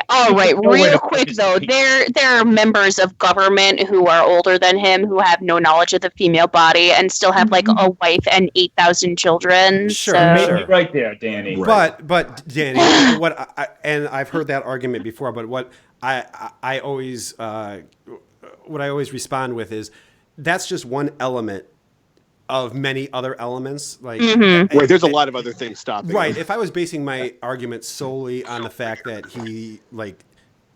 he thinks that the average female has 10 to 11 12. clits, then God. it wouldn't be much of an argument. But when you put I know. all of these little coincidences and arguments together, Yeah, no, I they think- pile up. Yeah. Body of So evidence. I don't think one particular argument in proves again. We're never going to get the honest answer, but I don't think one. Exactly. I don't think I'm basing my theory on just one thing, but on It's all the multiple things, of course. Yeah. Can I jump back in here, Sure, Clark? Jordan. Yeah. I'm going to quote you. Oh, please do.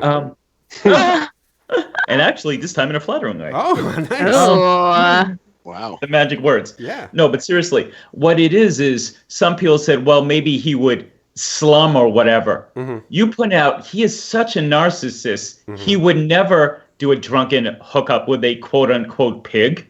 Right. He would never slum. He's the great Lorne Armstrong. He would go with someone very young, early 20s or 13, and attractive, and that's that. Therefore, he's a virgin. Yep. I was very wise Yeah. in saying that, Jordan. Melleina, now, Melleina, you made a video titled "Lorne Yes. is Everyone's a Snot response. a Virgin." Okay. And I did say that. And then, if you remember, a few months ago, I recanted. I do But remember okay, that. I'm not betraying you, Clobber. But Bach. okay, so I believe virginity is a frame of mind, and it's Okay. How so? And- How? okay, because the thing is, I do agree. He I think he has had some type of intercourse, some type, technically speaking, when he was very, very young, like late teens, maybe even early 20s, and around that age.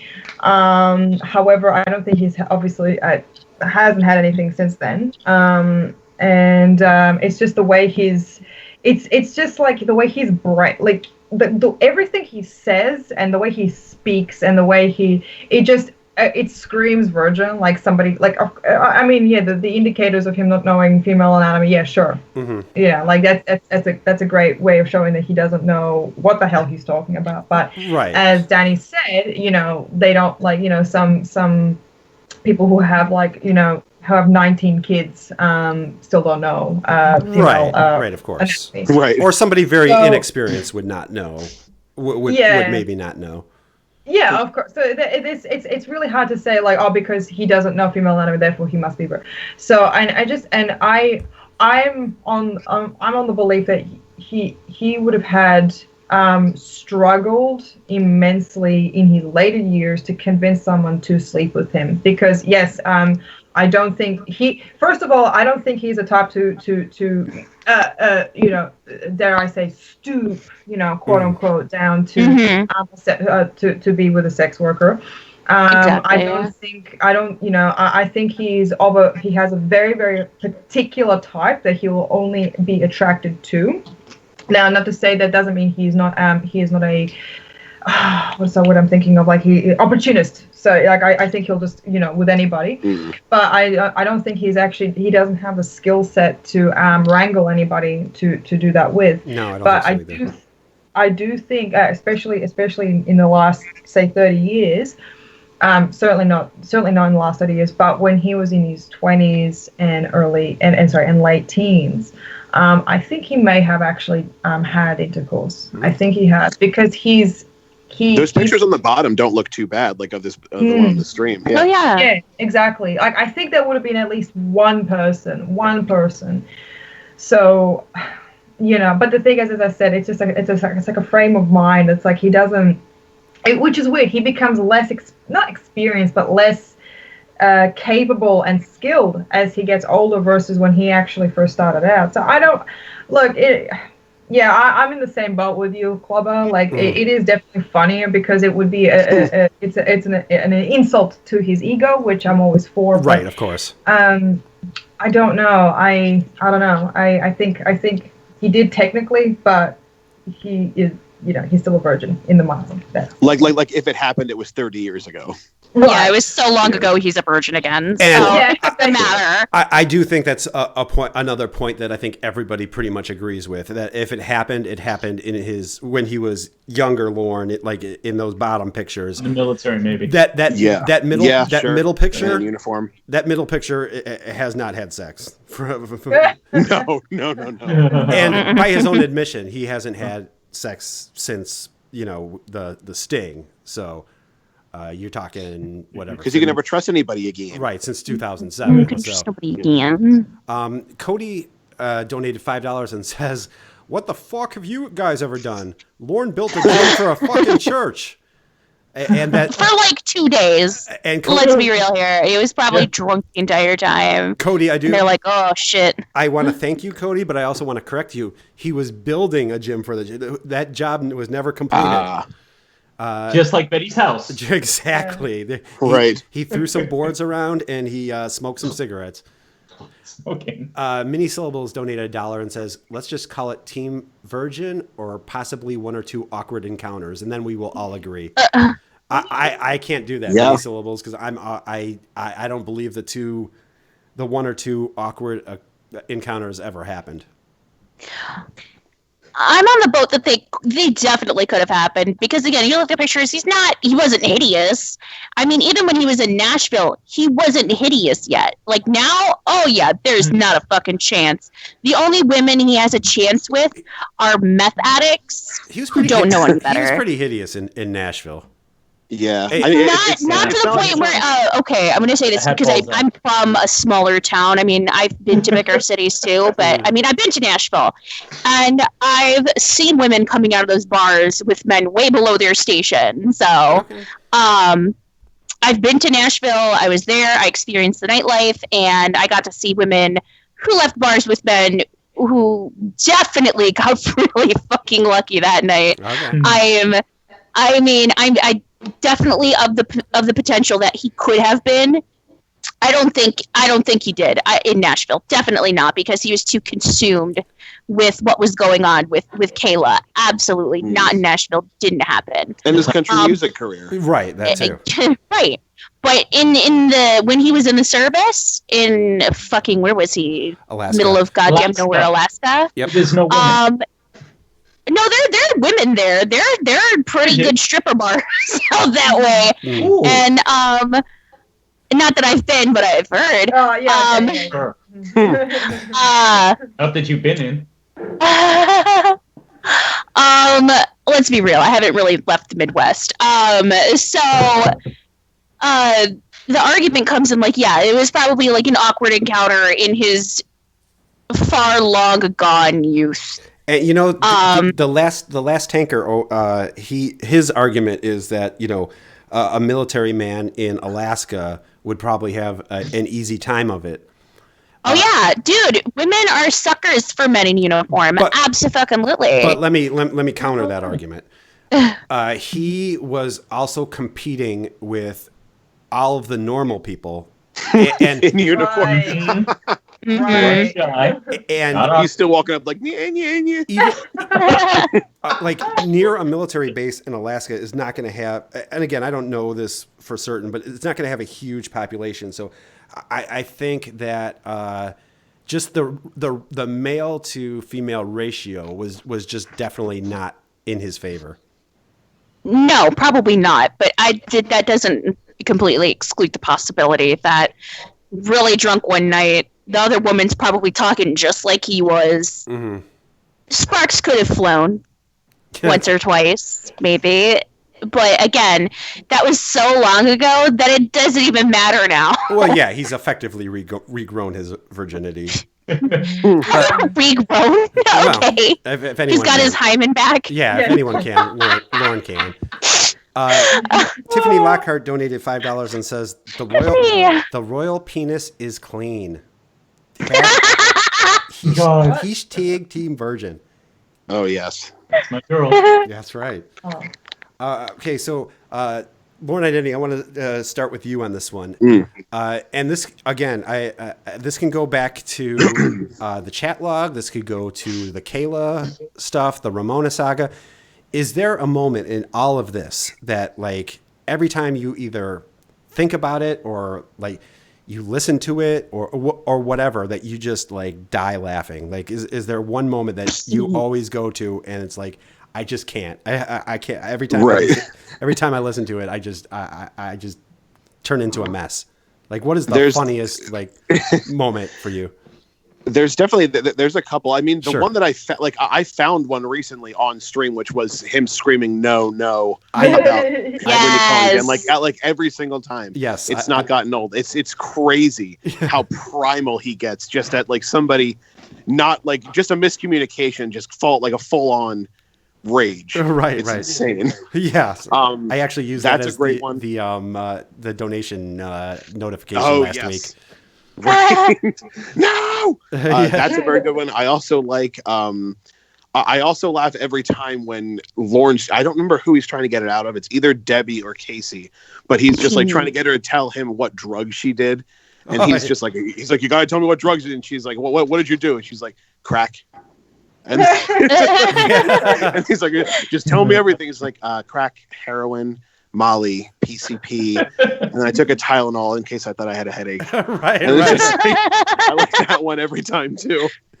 And the fact that it's just the timing of crack gets me every time. And she let off with crack. And like Lauren's reaction to the reaction is like, Jesus Christ, Jesus Christ. Like he takes it so seriously when she says it too. Like, how could you do this to yourself? Jesus Christ! I thought I learned you better than that. I thought I told you. I thought I told you how I thought about them drugs. Right, and then her response to that is like, "You never told me out straight not to do them, so I didn't know, Lauren." Using his own medicine. Are you saying that's not an excuse? Are you saying being confused is not an excuse, Lauren? Right, like trying to bait him the whole time too. Yeah. Throwing a little Lorne right back into Lauren's face. Right, like trying to get him to say being confused is an excuse. Cody donated $5 and says, "I was in the Army in Alaska. 7-to-1 male to female ratio. I was young and not Lorne and only managed once." Well, there you go. Yeah, Jorrun, what you got a favorite moment? And again, it could be at any point of like the Lorne saga. It could be, the Sting, the chat log, the Ramona, wherever. That's hard, so I'm just gonna slightly alter that. Mm-hmm. There are 4 Lornes, basically. You've got Crying Lorne. Yes. You have Self-Righteous Lorne. I love him. You have Angry Lorne. And you have, in the early days, Fake Laughter I'm So Likeable Lorne. Right. My least favorite is Self-Righteous Lorne. He's very punchable. My favorite Lorne is, whether it's real or not, Crying Lorne.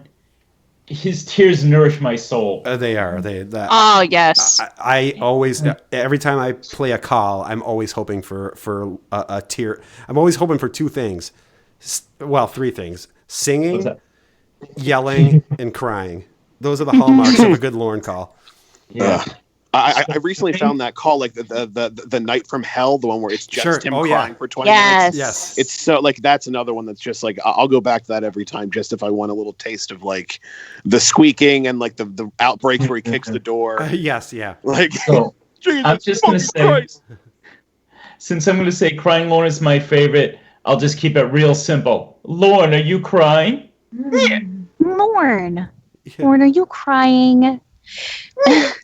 That squeak of a sound, that kills me each time. Yeah, it squeaks so good. Dani, you got a favorite moment, like something that like always makes you laugh? Specifically, yes, I listen to it literally repeatedly every time. It's only a minute. You are not driving. It's the last call, page 4, Winnie section of the dump. It's the fight with Roy. It is so funny. Like the minute, literally 1 minute was worth $25.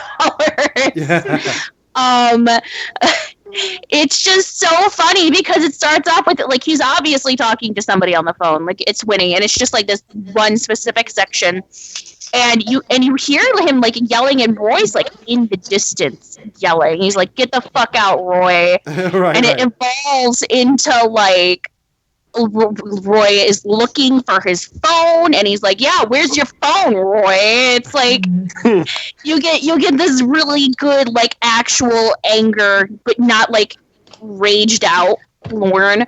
And they're both very clearly drunk, which makes it exponentially more funny. Oh, funny! Drunken Lorne is always he's always funnier. And you have drunk Roy, and it turns into Roy literally charging in to the trailer, and you can hear him coming. It's like a fucking rhino in a china shop. Yeah. And he just charges it's the like trailer. the scene in Jurassic Park where the water moves. It is. And he comes in there and he's like demanding his phone, and like he's demanding his phone back. It's like Lorne's like, "Not till you hand over your keys," and then they just start fucking like going at it, and then he's like screaming, "You are not driving!" Yeah. You are not driving. Funny. It is so funny. If you haven't listened to that, please listen to it. It is so funny. Maybe that's just me, but that's like my top favorite thing. Other than that, I can say for sure, without a doubt, the thing that makes me laugh the most is when he has nothing to say when people are absolutely tearing the fuck into him. Yeah. Primarily Winnie. Like it's Winnie when gives it to Debbie him. does it. It's when Debbie or Casey does it. It's like, oh yeah, good for you. You go, girl. But when Winnie does it, it is like, yes, holy shit, fuck it up. And it's always so funny because she always has some wild out there thing to say. But let's be real here. The real best call is physical therapy with Victor. Oh, Victor's a star. I'm actually going to get to the supporting characters. That's going to be my next question. But I before I get to you, Melleina, Dan Allen's penis has checked in again. Wow. Oh God. That's an active penis. I know. This is much more than when he was alive. No. I have spoken to Lorne's penis. Oh, nice. The penises have been talking. And no, he has never seen any action. You are correct. Now back to looking for my testicles. We'll get right back on that, Dan Allen's penis. Melleina, There's somebody with the username Pepper and Sheeny who is leaving comments on all my videos as Lorne's penis. Because of Dan's comment. great. Oh, I like that. Melleina, do you have you got a favorite moment? My name's Lois Armstrong, and I'd like to remain. One of my all-time favorite quotes. Because do you know why? Do you know why it's amazing? Because it is the perfect joke. You have this bumbling fool, right? Who is reporting his alcoholic brother, right? Mm-hmm. Who is also an alcoholic to the police that he himself is trying to avoid. Who doesn't understand what anonymous means, or at least that didn't really understand what anything really means. Yes. And he's kind of semi-crying on the phone, and it's just like it's just that's it. That's all there is to know about Lorne. Like that particular joke. I think the emotion. I think he had that moment where, you know what, I'm betraying my brother, and that's where the squeaking was coming from in his voice. Yeah. And to further that as well, basically anything that Lorne is called out for, and he doesn't immediately. I mean, not to say that he doesn't fling it back, or at least tries to, but especially anything to do with cheating, because we all know that Lorne's a loyal fellow. So when with that little incident with Michelle Simpson, Ramona called him out on it, him being so beaten down and ashamed that he was actually caught, he was embarrassed that he was caught doing the thing that he was accusing of her of doing. Yeah, right. He was literally it's- doing the exact same thing. He was Yeah. like that day. He was accusing Ramona of cheating while he was cheating. Yeah, exactly. Well, yeah, right. Yeah, and that's actually another really like it's not particularly like, I mean, it is funny. The conversation is pretty funny, but it's just really amazing how he can just sort of justify, like he can just come up with this story in his head about this person doing something that he doesn't like while he's doing that exact same thing he doesn't like. No, right, yeah. So yeah, he's reached balance. It's like I don't know, but basically, but that's. Anything where he's really genuinely called out on his bullshit. Oh, actually, no. Okay, sorry. Can I have one more? No, please, go ahead. Okay. So, okay. Oh my God. Okay, I'm gonna try and breathe through this. Okay, so basically, when Yeah, you don't want to embarrass yourself like I did. No. Okay. I'm crying. Yeah, I kind of lost it that day. This is my favorite Not one of my finer of all moments. time, I can tell you that. Excuse me, pardon me. So basically, when he is so upset that he failed the lie detector test, and I think, is he talking to Emma, or he was so upset that he betrayed the trust and the belief that someone had in him, and he's upset that Maria. Yeah. Do you know the one that I'm talking about? Yeah. The one where he failed? Yeah. It's that particular one where he's like, oh, I don't know why I do this, and then Emma's like, Yeah. So yeah, that one, and he has this sort of resolution. It sounds like he has this sort of resolution at the end where he is like, right, okay, he pulls up his boots and he's like, right, okay, let's do it. I'm gonna make this change, and then just starts drinking. And I'm like, oh. Yes, One. He sure did, didn't he? Yeah. So yeah, that's my little yeah. Bartek donated $3 and says the best call is Winnie messes with her re-up name. Also, Tiffany, I love you. Also, Clobber is a lot more oatmeal cookie than chocolate chip cookie, if you know what I mean. I do know what you mean, Bartek. Ooh.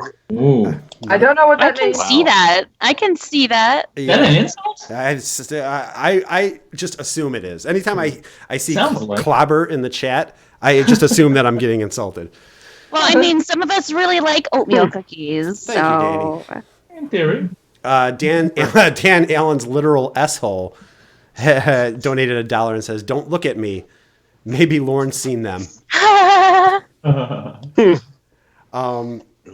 So Just a quick go shout ahead. out to mini syllables. Just like another thing I've been getting a lot of entertainment out of are those Disney parody drawings. Oh, they're so like great. especially the one I was thinking of when we were talking about Roy, like the Toy Story Yes. drawing, but it's Roy's Story with the mustache, and it's got like Buzz Lightyear with Lorne in the background with the Bud Light. Oh my It's, God. it's very, very good. The Little Mermaid one is so Oh, detailed. I used that penis for free a couple tentacles, days ago. yep. It's so good. It even has the swordfish in it and the Right.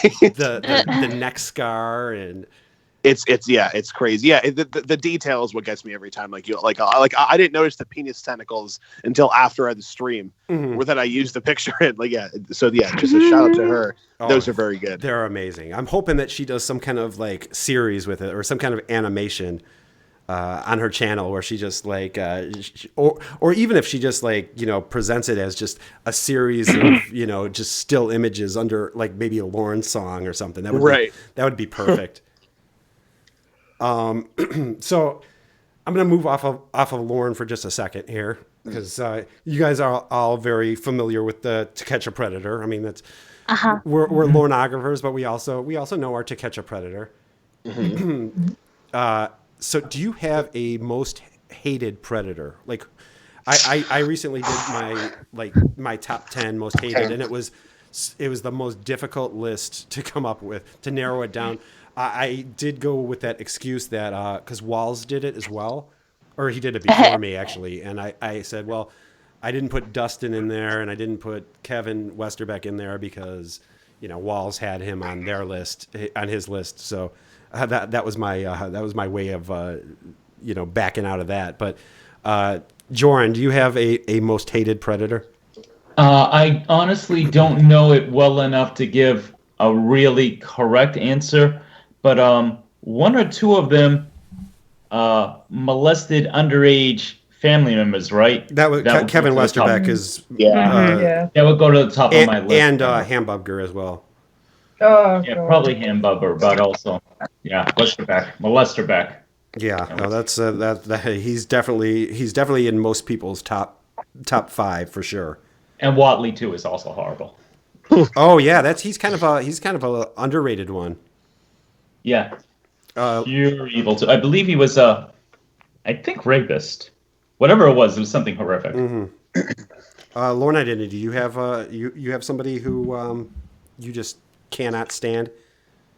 Yeah, I mean, definitely because of them being like touch offenders, Westerbeck and Hambubger for sure. Okay, sure. Like, yeah, like that kind of puts them in another category because yeah, they had like real victims. But I mean, definitely Dustin McFetridge just because of how experienced he seemed too. Just because he just seems so like, oh, like this is old hat for me. Like I'm not new to this seducing children game. Like it really felt like that to me. So that kind of puts him in that category as well as like a likely somebody who's done something to someone in the past. I don't know. Yeah, and I don't know if you've ever read his chat log or checked out. Oh yeah. I watched the Bapsby videos. It's that's the only way that chat log is palatable, honestly. Yeah, absolutely. And like in some ways, Lorne's chat log is a lot more palatable when Bapsby's doing it too. Yeah. Well, yeah. Well, anything's palatable when Bapsby's doing it. Oh, for sure, for sure. But yeah, just like it's stomach turning. Yeah, just that by itself also.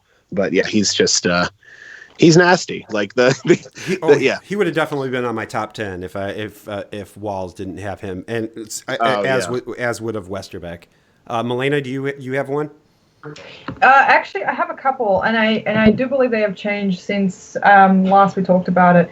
But can't remember his first name, but Spikes. Todd Spikes. Yeah, he's on my list. Todd Spikes, number 9. Yeah. And that other predator that he befriended him in jail.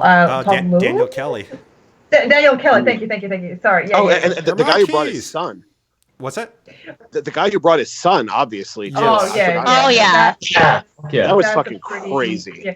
But that because those three are vile in their own ways. I think the reason why I picked out those two first because one is definitely a serial killer or one in the making, and the other is definitely a serial rapist in the making. So yeah.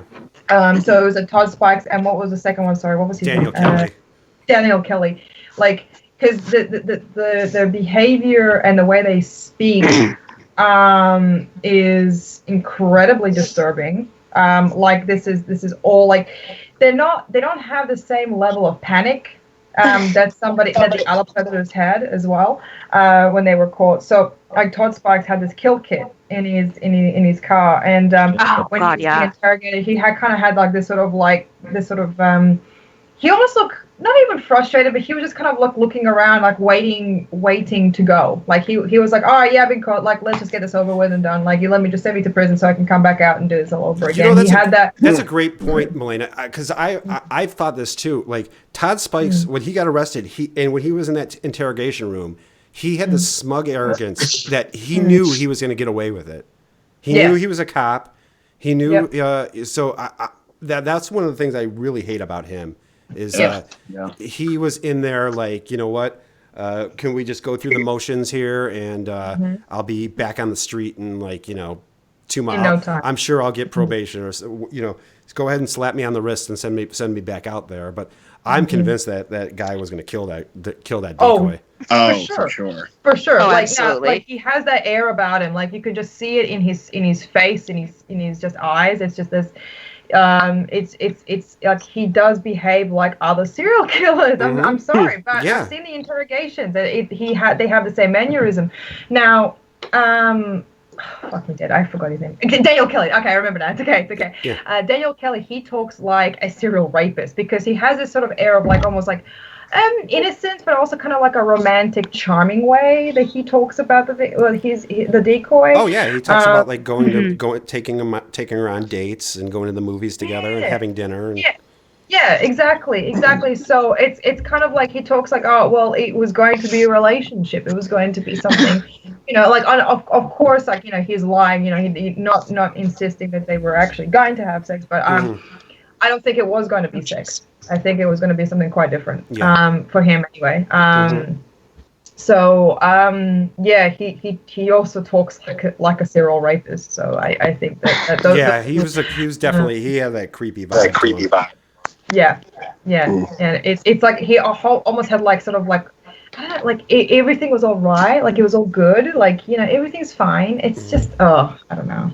I don't really know how to explain it, but and that guy who brought his son, I hope he's burning. Yeah, quite nice. I can never remember that guy's name, but me either. Yeah, hopefully if CTP is still here, he's my resident expert on that stuff. He knows all these guys. Go ahead. Anybody who gets like snarky, I think is someone who invokes rage, like a Sokol, or like like Sokol, or like Mike Manzi too, a little bit, where he's just like, it's a yoga move too, like stuff like that, Shut the fuck up. Right. Yeah. Oh my god, still, it's a yoga move too. Yeah. Oh, I agree. Anybody who is sitting in that police interrogation room or talking to Chris Hansen, like they know they're busted, and then they have to get. Not only are they like they're trying to rape a kid, but they're also sarcastic assholes as well. Right. Like Manzi you also just suck. Mike Manzi. Oh, okay. No, exactly, Clifford Wallach is the guy who brought his son. That's his name. There you go. Yeah. Photofix Tia, is that his screen name? I assume that's his screen name. Photofix, yeah. Yeah, no, you're right. It was it's that dude. Okay. Danny, you got one? I have yes.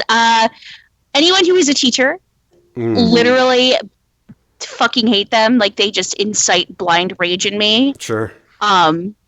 Because I mean, you work with like these people who are they don't know any better, and also they're supposed to trust you. And then it just brings like, who was it? Was it? I don't know. It was one of the guys from like the first ones.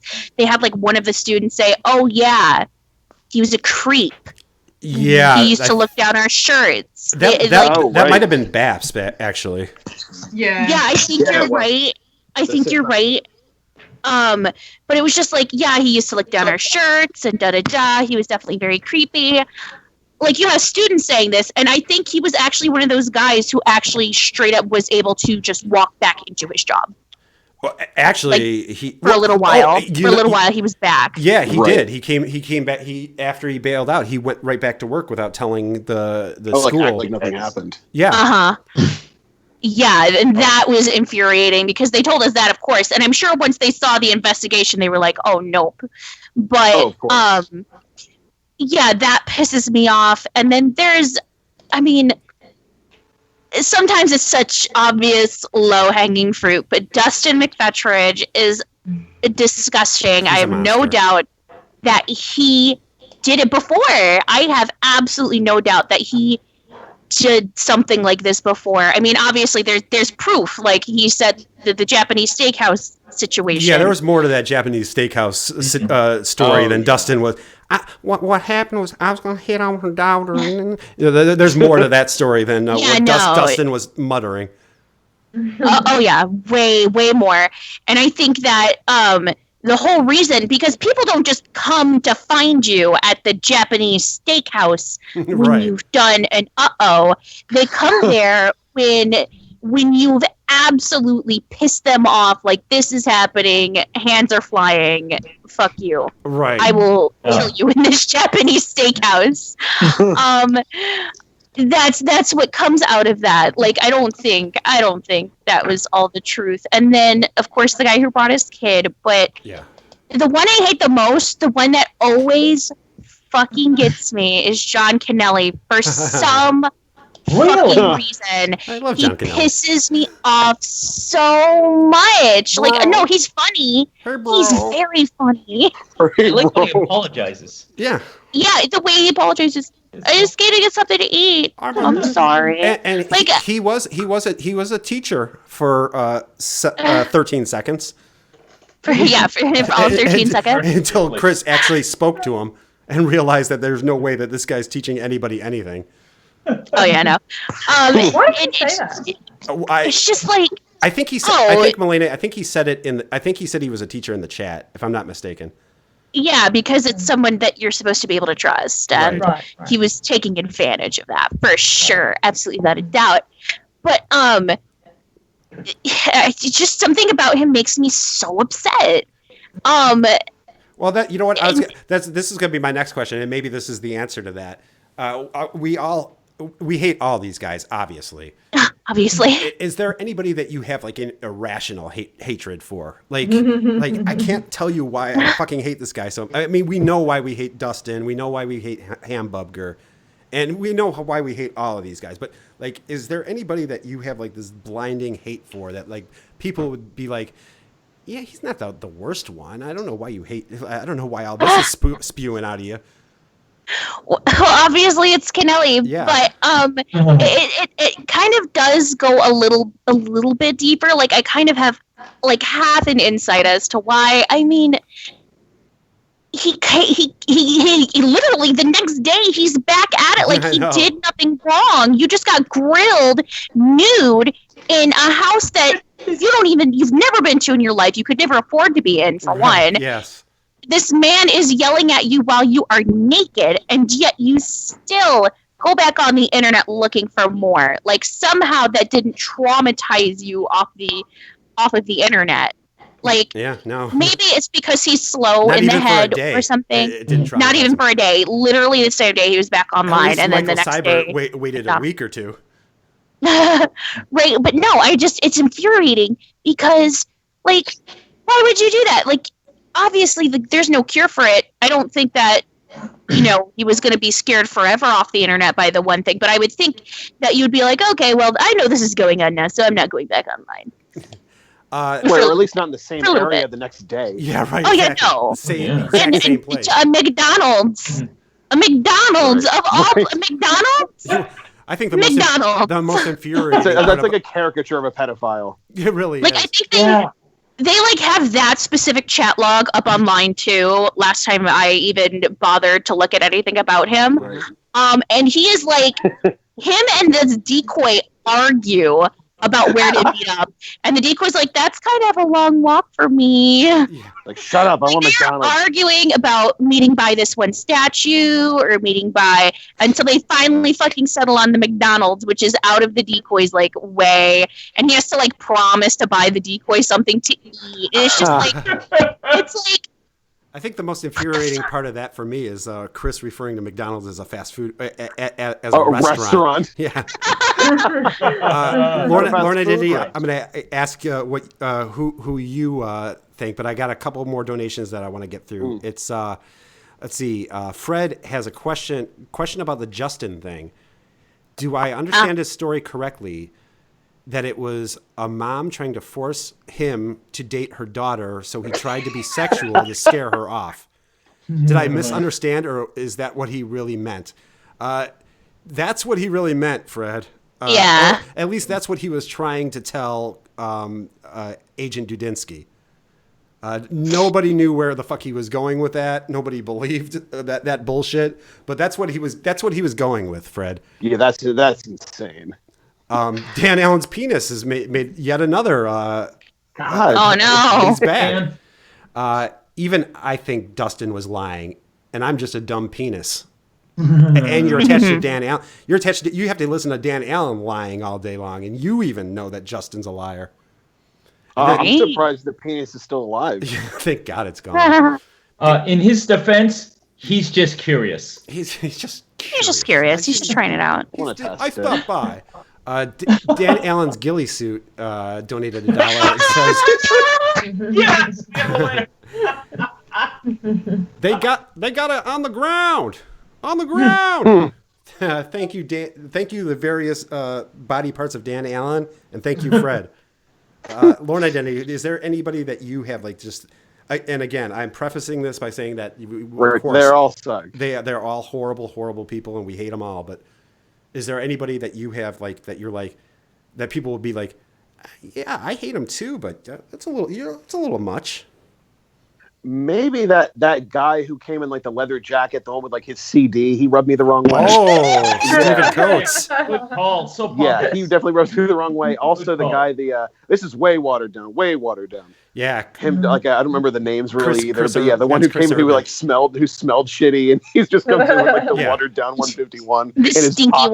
one. Like, yeah, I don't even know how he fit that in his pocket. Like, so crazy. yeah, that's Yeah, like a giant, like a huge yeah, bottle. the Pulls out 151. his that cargo he, shorts. like, yeah, exactly, like a magic trick. He Like- pulls out that fucking bottle. Like he had it in his inventory, right? Right, and it's in his fucking pocket somehow. Like, how deep are your fucking pockets, dude? Right.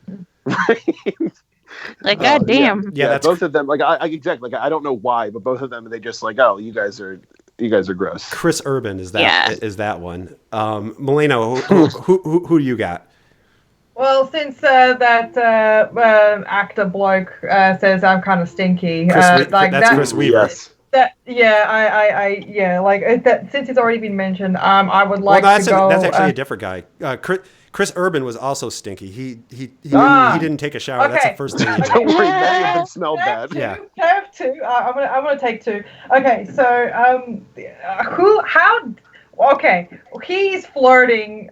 He's attempting to flirt, and he just talks about how badly how bad his hygiene is. I'm just like, I'm floored. I don't. It's a ballsy flirting technique. It I'll is give him such to a, that.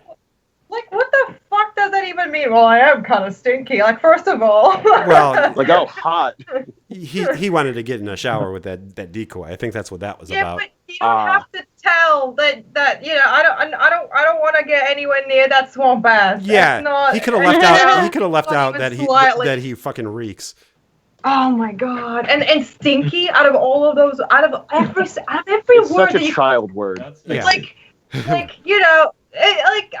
why didn't he say something a little bit like, oh well, I do smell kind of offensive, but Yeah, it's right. just something. But I'm stinky. a Are bit you ripe. Well, when you're going after children, you have to use child's language. That's right. That's But right.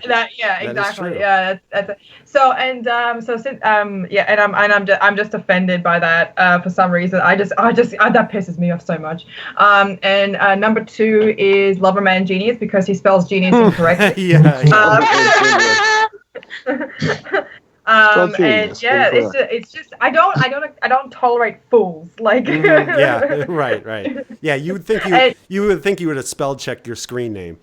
Right. Yeah. Like just put it through Google, like through Google just to double check. And Although Kayla, I hate to be Kayla. fair, I do refer to myself as clobbering ting time sometimes, Yeah, but Yeah. that, or at least Lauren yeah, but does. that I thought that was your name, clobbering ting ting. No, that's ting what Lauren time. thinks. Well, I mean, he is God after all.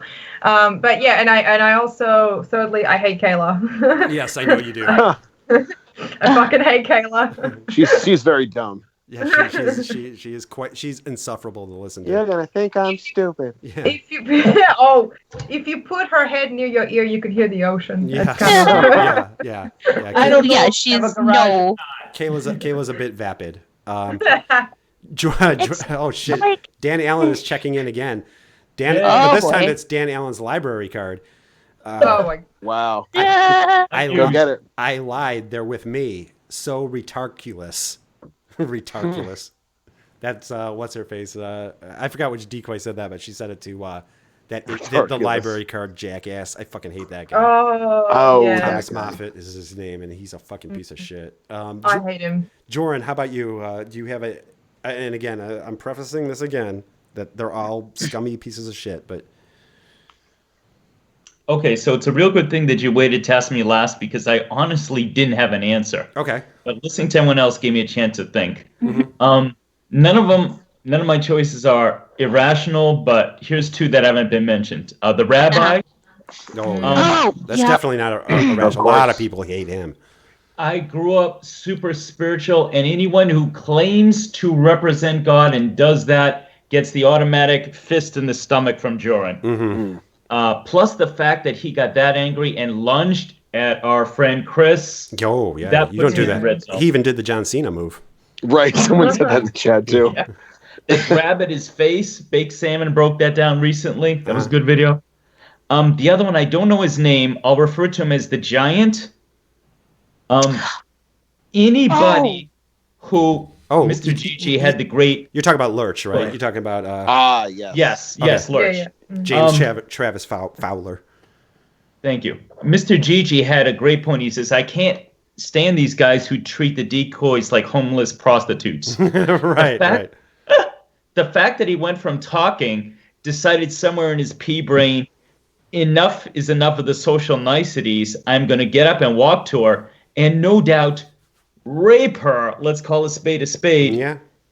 Right. It's Yeah. ultimately disgusting to me. Nothing is much worse because they were just like, at that point, they're not human and they're not treating the other person as a human. If you make Lorne look somehow a little bit more likable or moral, yeah. Anybody You that win. humanizes Lorne is a bad person. Absolutely. Mm-hmm. You got an identity. I want to throw a shout out to Night Driver. Says he's got some analysis videos on his channel, so check out Night Driver. Cool.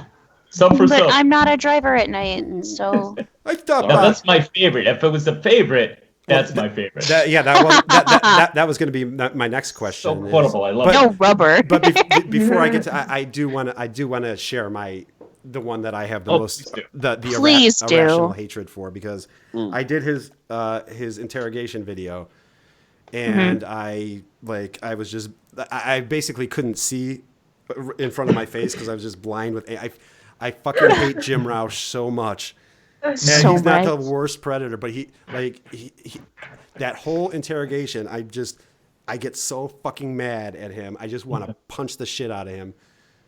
Coming from the bridge. The fact that he's having such a good time in that interrogation room, the fact yeah. that he's telling jokes like he's at Pompillo's, his he weird, thought he was walking out. He thought he was walking out. yeah, of he that was just police walking. office. Yeah. His misplaced ego. There's so much about Jim Roush, and I know I'm doing heresy to Mike Pence right now because that's my lord as far as Pence is concerned. But man, Jim Roush fucking drives me up a goddamn wall. Like that interrogation stream that I did was probably the hardest, the most work I've ever done doing a live stream, getting through that fucking shit because I hate him so goddamn much. But is there a guy that you're? I'll start with you, Jorrun. Is there a guy that you are entertained by, like a guy that you know? I can't hate him too much because he's just too goddamn funny. But before you answer, Cody donated $5 and says, "Bud Light is the Pizza Hut of beers." He's got a point there. Fuck Lorne Armstrong and his stupid, shitty Pizza Hut life. You bring up excellent. That's a great analogy, Cody. It's funny because he's supposed to be a male slut, and we also call Pizza Hut Pizza Slut. So you know. Hey. So Jorrun, is there a guy that you're entertained by, like a guy? Yes, I mean, by far. I'm going to preface this again by saying, you know, they're all pieces of shit. They're all monsters. We hate them all. But is there a guy? Absolutely. I can't be mad at you. It's definitely, if Lorne's my number one, as a comedian, the most material I could get by far would be the gay Romano. Of course, that's my answer as well. I cannot tell you how many times I have crowbarred, not shoehorned, crowbarred into a conversation that has nothing, mind you, to do with sexuality. I all of a sudden pop off with, I'm not gay, I'm just saying. Yeah. I can put that anywhere. And most of his other things, he's so close. Almost every single line is Tommy Wiseau perfect. It is. Just, I'm not a driver at night. The pronunciation of Atlantic City, not my brother, my other brother. Right. We'll see what happens. Put the beer in the fridge. Yeah. Put the I beer in didn't the want that. Yeah, I did a stupid thing. There are so many. Look, I just rattled them off from the top. Yeah. That's how good he is. I'll tell you, like, Horribly. I watch his footage and I just say to myself, "Oh, Anthony, I can't stay mad at you. Look what you're saying." You came to molest a child, but I can't be mad at you. I stopped by. You give good directions. Yeah, he gave good directions. Melleina, I'm going to ask you next, but before I do, I got a couple more donations. Dan Allen's friend's mom's cancer. Oh my goodness. Oh no. In dark. The truth is, I made them do it. They were so depressed. That'll happen when your friend's mom has cancer. It just leads to child abuse. He makes me so angry time. too. Oh, he makes me It's a so short angry one. too. Our boy, the twink. And then Twink Toilet makes me upset. yeah. And Fred donated $2 and says, "Have any of you guys sucked dick at Pompillo's?" And yes, Fred. Who hasn't sucked dick at Yeah. Pompillo's? Fred, you haven't lived. I didn't even know Pompillo's was a restaurant too. Yeah, and here we are just sucking dick at the Yeah. Pompillo's. Well, what else do you do there? Melleina, do you have Certainly not eat. you have a guy that you just I can't stay mad, like I can't hate you too much. It's not it's a hard one to answer because they all have their own like unique, like they're all very memorable, they're all very identifiable. Oh yeah. But I would have to say my all-time favorite okay, my all-time favorite would have to be when is it Safraz Khan and Oh, when they showed up together, yeah. and then he turns around. Tennis boy. Yeah. Yeah, tennis boy. Right. With turns around, with he's like, the absolute worst pick, like. Oh my god. I don't even. Yeah, that Mobley. pick is like he just Mobley. got off the boat from the boat from Ethiopia. It's like he's My the most God. malnourished like predator. It's just. And that's because he wants to look like a teen boy. Well, for Yeah, sure. right. He says it's like, oh, what are we gonna get arrested? I think, and then he's like, what? yeah, right. Yeah.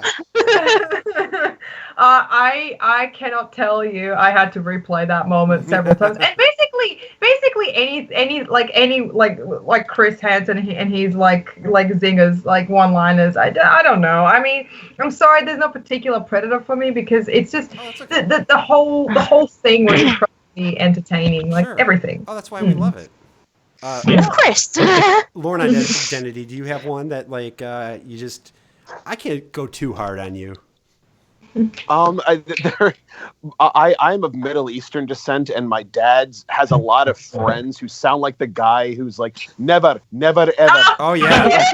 Do you know I'm Egyptian? I am Muslim. I don't do this. Like I can don't do do the this voice so thing. well because I grew up around that accent so much, and it's just so funny hearing that guy.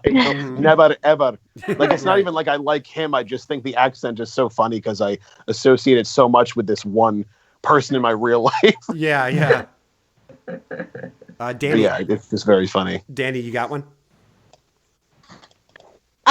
It's a really hard question. I'm gonna say Jeff Stacy. What's wrong with that? It's just talking. I My don't voice see. is great. And not even just for like the quality of his voice, like I don't know, for some reason he's one of those people, and maybe it's because we kind of got a follow-up on him and he's moved on with his life. Yeah. And I honestly didn't think he was that funny upon first like listen. I was just like, oh my god, this pedophile ass. Like I was just kind of like, he made me upset like everybody else did. Of And course. then now that we have this follow-up and he's actually one of the few people who's moved on with his life, I'm just like, yeah, I can't stay too mad at you.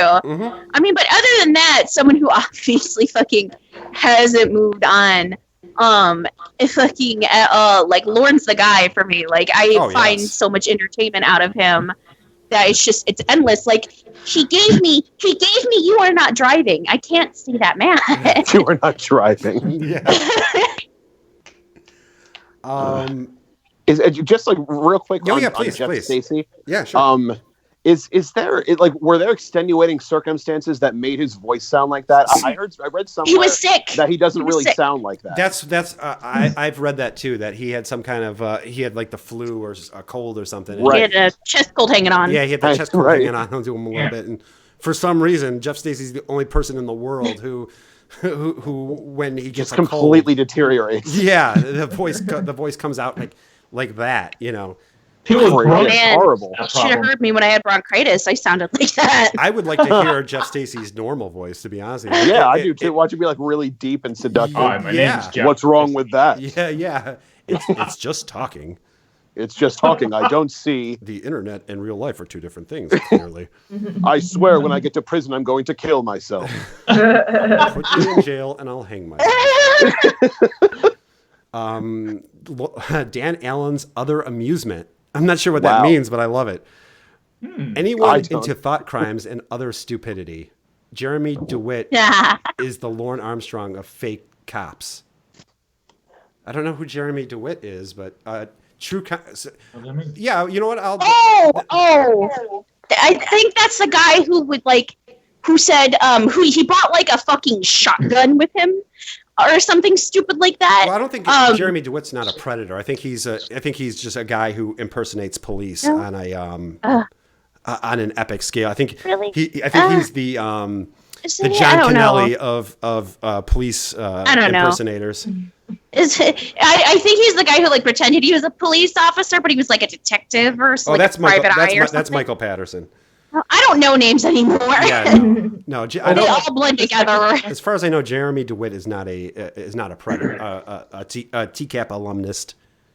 I don't know anymore. I hear names and I'm like, I'm trying to fit them to faces, and I don't know. I don't know anything outside of this anymore. The Verge cleared it up. Jeremy DeWitt is the cop impersonator from Florida, but not a predator. Is he a predator off the Verge? Because I don't know the name. Oh, Klubba, may I have a distant second, please? Yeah, of course you may. Definitely. He's an RSO. Okay. The role-playing chat room guy. Are you David Schumacher? Oh my We're late for that, God, Doug. Schumann. Sally motherfucking Wexler? The shirt above his head like he's a fucking ghost. There's nothing going on here, dog. Oh god. No fun going on here, dog. Sally My- motherfucking Role Wexler. playing chat room. Yeah, exactly. What? She threw out that hard drive, dog. She cleared that hard drive. What's Sally motherfucking Wexler, dog? I'm pretty much exhausted We are filming. all the topics that I have. Does anybody? I want to know if anybody in the comment room, because I apologize that I've largely kind of ignored the comment room. But if anybody has any questions for anybody on the panel in the comment room, fire them out, or something that you want to know from one of us, perhaps. I do want to answer a question that Fire away. I do want to answer a question that I was emailed, and somebody asked me what is going to happen once because again, we're at 15K plus that we've raised for Betty. And they asked me if what's going to happen after that. And I really don't know. I may just call it quits, to be honest with you. I'm not really sure. I haven't really thought about that. Once you get to 30K, you mean? Yeah. Baba walks into the sunset like Shane. Yeah, I may, or maybe find another charity or something. I haven't really thought about that. But if you were to ask me right now, I would probably just end Sunday with COD. Right. Would you still stream occasionally, or just be done altogether? I don't know. I mean, I might still stream occasionally. Just go back to consuming it. Yeah. I think I would. I would definitely take a long break from it. But right. You've done season finales before. Yeah, but those were because I was going. I with my job, there are certain points in the year where I know for a couple weeks I'm going to be just slammed with work, so I'm not going to be able to gotcha. to do the show. So yeah, that's what the season finale. I always know that I'm coming right back. That's why I never call it series finale. I just call it season finale. Fair enough. They say DeWitt is an actual sex predator. Were there any topics you guys want, or anything that you guys wanted to discuss that maybe I didn't bring up? I think we exhausted the ones that I brought up. Yeah. Melleina, you got anything for me? I don't know. You should have asked me this yesterday, because I was just talking nonstop. I can't remember actually. No. I'll get back to you on that one. Just give me a sec. Okay. Michael Mendoza asks, can't we keep raising money for Betty? And Michael, yeah. I mean, I may do that. Sure. Oh, actually, I have one. It's probably. Will I do a face reveal at 30K? Maybe that's something to You consider. should. Some inspiration to get donations going. That's a good way to lose all my. That's a good way to lose all my subscribers really quick. Just bomb the channel. Oh, you can't be uglier than Lorne. Come on. No, I think I do have Lorne beat. That's a profound statement right there. Yeah. Do you happen to actually be a gorilla? Essel donated $1 and says, "Clobbering time. By the time we hit 30K, you might not fuck up the stream." That's wishful thinking, Essel. I will find a way. Off the Verge wants to know, where there's a will, there's a way. That's right. I can do it, Essel. Off the Verge wants to know, do any of you think that the predators that showed up to test the sting should have gotten any charges? So any of the people who were just testing it, do you think they should have been charged? I mean, testing it is just another word for attempting to do a crime. Well, semantics. Testing rape. I just wanted to see if I could get away with molesting a child. I just want to see if I can get away with it. That's all. Yeah. I believe anyone who politely asked and said that he would change his ways and that he knew this was going to happen should be given complete leniency. You're right. That's how I feel about it. Right. It's like that. It's like that one cop who's like, "Oh, just because you asked, I'll let you go."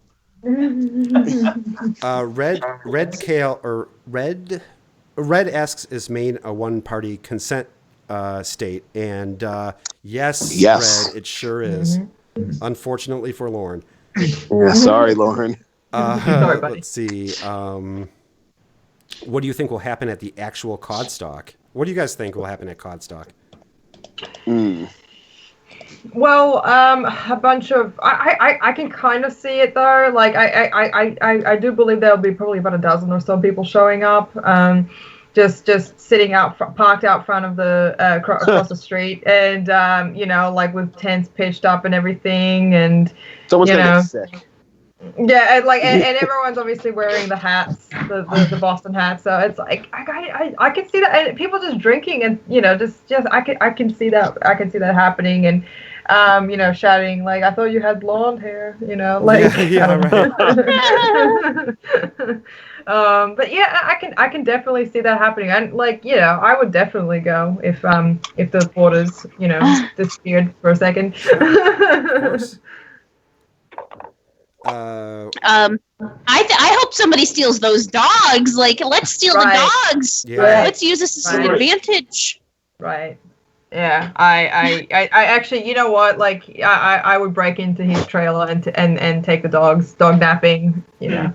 Oh, you and me both. Let's steal these dogs. Yeah. Yeah. The only problem is getting through this piss-soaked yard. I don't know if I can. There's not enough hands. That's part of the fun of it. It's like the obstacle course. Oh, Jesus Christ! Just wear some rubber booties over like your normal shoes. You'll be fine. Yeah, you'll be okay. It's kind like of a crime scene investigator. Yeah. It's like why, like Lorne waking up in the middle of the night and seeing like these two people in white spacesuits. Like, the fuck, they've come for me this time. I knew I was not one of you. Rhoda's True Tootsie asks, Clobber, what do you think the chances are of Lorne trying to do a money grab and sue because he was used to raise money for Betty? Oh, I'm sure. I'm sure. If he ever finds out, 100%. I'm sure. I'm sure he would try doing it. But the problem is he does not have the money to. And who does he go after? The billable hours to that would be astronomical. A case like that, he would be shelling out $100,000, and for what? Well, like who is he going to go after? But I do think, like, what would he get out of it? Like some satisfaction? Yeah, I do think it's definitely something he would do. Sure, but I can promise you that everybody's bases have been covered when it comes to that. Yeah, no, he would definitely try, but he's gonna get nowhere because this is money you stole from the woman anyway. So what would you do if you get the money other than paying off these astronomically high bills with your fucking attorney? Like, you'd have to give 2 cents remaining back to Betty. Right. Yeah, and then Betty can sue him for the money right back. So, right? You know, anybody wins. But yeah, I mean, trust me, there are smart people in this community who have thought of every option, or every move that Lorne would make. And so right, he doesn't have any. That's the main part of it is no one's gonna take it like pro bono. No way. It's not a winnable case. Yeah. Right. No. So it's not a winnable case, and he is not a man of means. And he's a pedophile. Mm-hmm. Right. Oh yeah, and like implications as well. Don't forget. Right, and like the thing he would get out of it was getting to be the victim. Someone in the chat said, like, that's what he gets out of a lawsuit like that. Like he has a piece of paper that he can point at and say, "See, I'm the one who's getting victimized here, not you." Everyone else is so perfect. And that would be like the one thing. And all of his criminal activities would be entered into evidence in a court of law. By the way. It's only because it's your birthday that you're getting extra treats. Good God. Good. I very much want these calls to be entered into evidence for something. Right. And like, if he's stupid enough to do that, like all of his misdeeds are going to go right in front of a judge. Like, I think weekly about what would happen if Lorne's case went to trial. It's like it'd be so good. It'd be so good. Like someone having, like, an attorney having to say Mr. Penis to a jury out loud. Yeah. Like it'd be insane. It'd be a circus. Yeah. It'd be beautiful. He'd be bawling. He'd be like sobbing the whole time. I honestly think Lorne has bigger problems than trying to sue the internet. Right. That too. Honestly, with the Betty thing, all they would have to do is say, well, hey, you like refused to pay her back. Like, you actually said that because she derives entertainment from you, that let you off the hook. So, logical. Should Undead asks, should Lorne be forgiven? Because after all, he was messed up at the time. He never even meant to do it, and he was raised by Ma. Yes. Lorne Identity. What are your thoughts on that? Sure. No, that's a good point. I hadn't, like, when I talk about this stuff, I don't usually take into account that he was raised by his mother. You forget sometimes. So that being taken into account, I think I'm going to delete my channel. Oh. Well, shit. Yeah. Strong. Dani, have you considered these possibilities? I've considered the possibilities, and I mean, I have made some really fucked up, messed up decisions in the moment. Yes, we all under have. the influence of alcohol, not under the influence of alcohol, like under extreme emotional duress. I have said and done some things that I am not proud of. Did you talk to a kid for a month? No. There you go. I've never broken the law. I have just said and done some things that have caused relationships to fall apart. Good, close, meaningful relationships at that. Being messed up at the time is his weakest argument, because there are people who make so many bad decisions under the influence or under extreme emotional duress.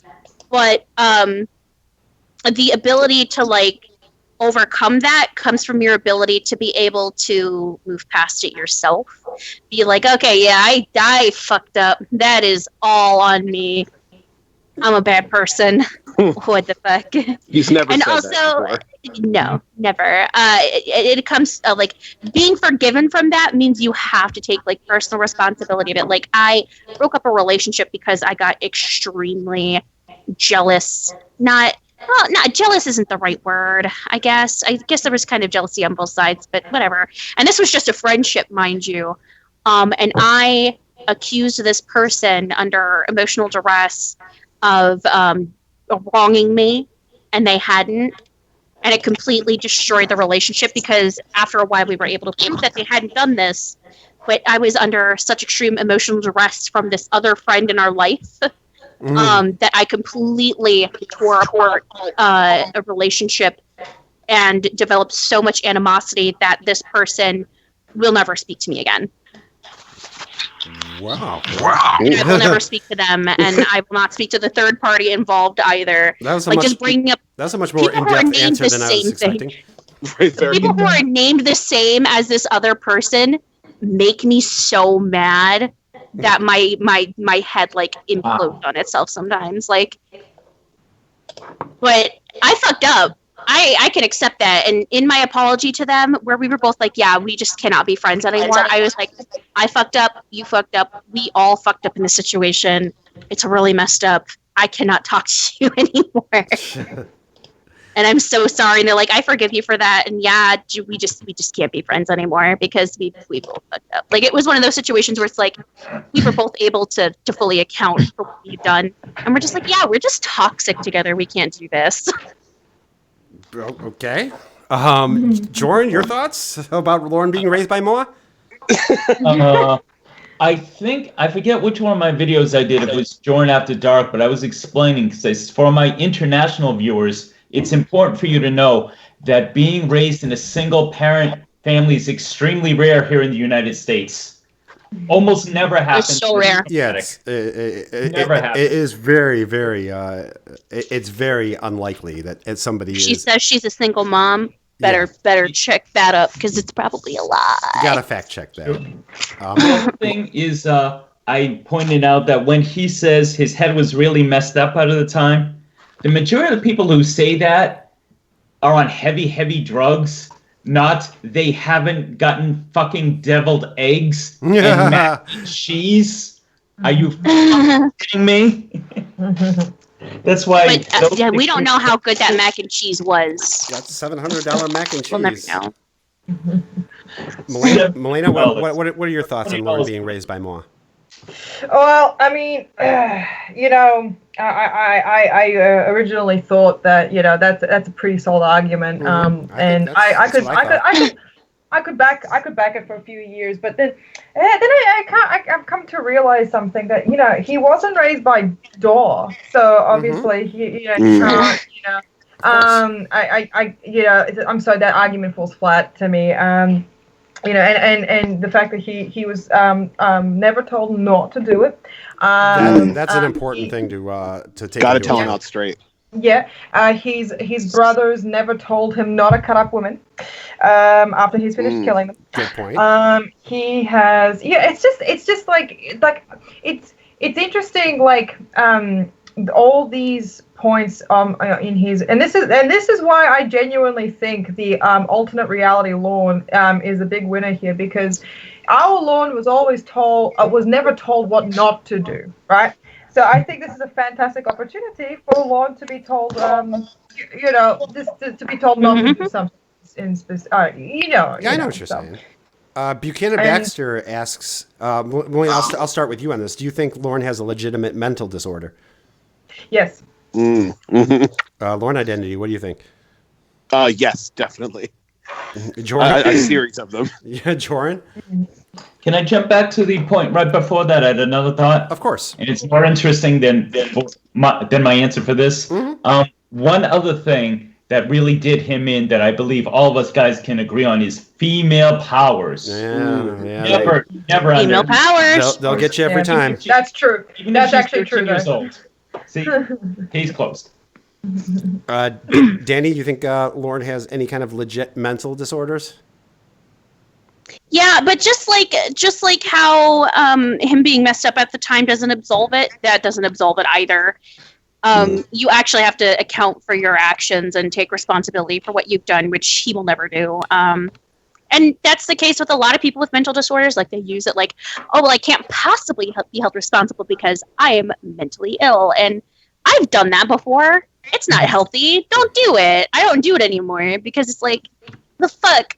That's such a weak excuse, too. Like, he got diagnosed with depression. Okay, so, and? Take your fucking Prozac and get on with your day, man. I don't think he has any legit mental disorders. I think he's just really fucking stupid. Yeah, I believe it.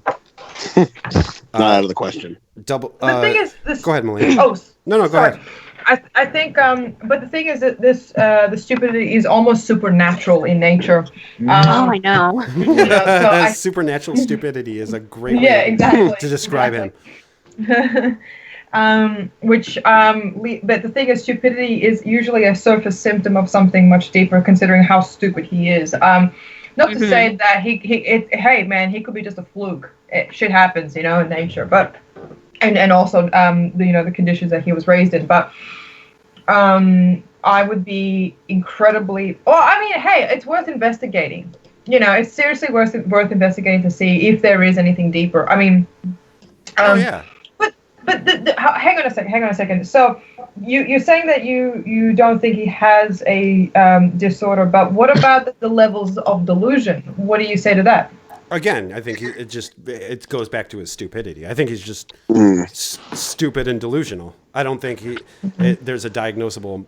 And again, I mean, of course, I'm obviously no expert on mental disorders, but I think it goes right back to him just.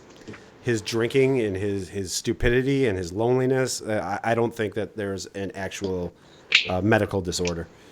Okay. I mean, that's fair enough. There could very well not be. Yeah, or there might be. I don't know. Yeah. That's just my thought on it. Right. I mean, like whatever it is he does or doesn't have, he is also dumb. Right. He's also very stupid. You can definitely in addition add that. to whatever else is going on. For sure. I mean, I think he could definitely be autistic. I mean, there are just like signals, and where I'm like, that could be, yeah. There are specific behaviors where I'm like, ooh. Yeah, I mean, people have not to be that guy, but that was autistic of you. And I'm just like, hey, he could be, but I mean, again, it's not an excuse for your behavior. I actually do have a question I wanted to pose. Sure. Because it's something also he used to explain his behavior. Do you think he was actually molested? Great question. Something happened. Because so there's a couple of things. Sorry, if you don't mind, if I just start this one off. Yeah. But I do believe something has happened. However, some people, the opposing argument of no, nothing happened, was when he had the opportunity when he was first arrested after TCAP. His lawyers were looking for something to argue why he was caught in the sting. Like, for example, have you experienced sexual abuse in the past from any family members or other adults, whatever, anything whatsoever? And he didn't bring it up, not once. But we also have to remember that Lorne is an incredibly homophobic person. Yeah. So.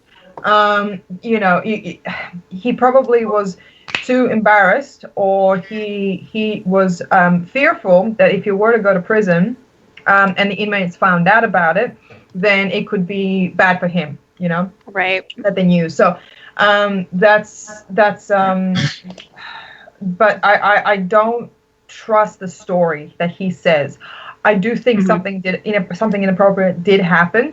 But I don't know. I don't believe the story that he says happened. Can I just say something? I think there's something to do with his sister, because he's never mentioned her. It's always been the brothers, right? Interesting. I think that because the way he talks about his sister, it's almost like like a scorned lover in some ways. Very interesting. So it's kind of like because he talks about her in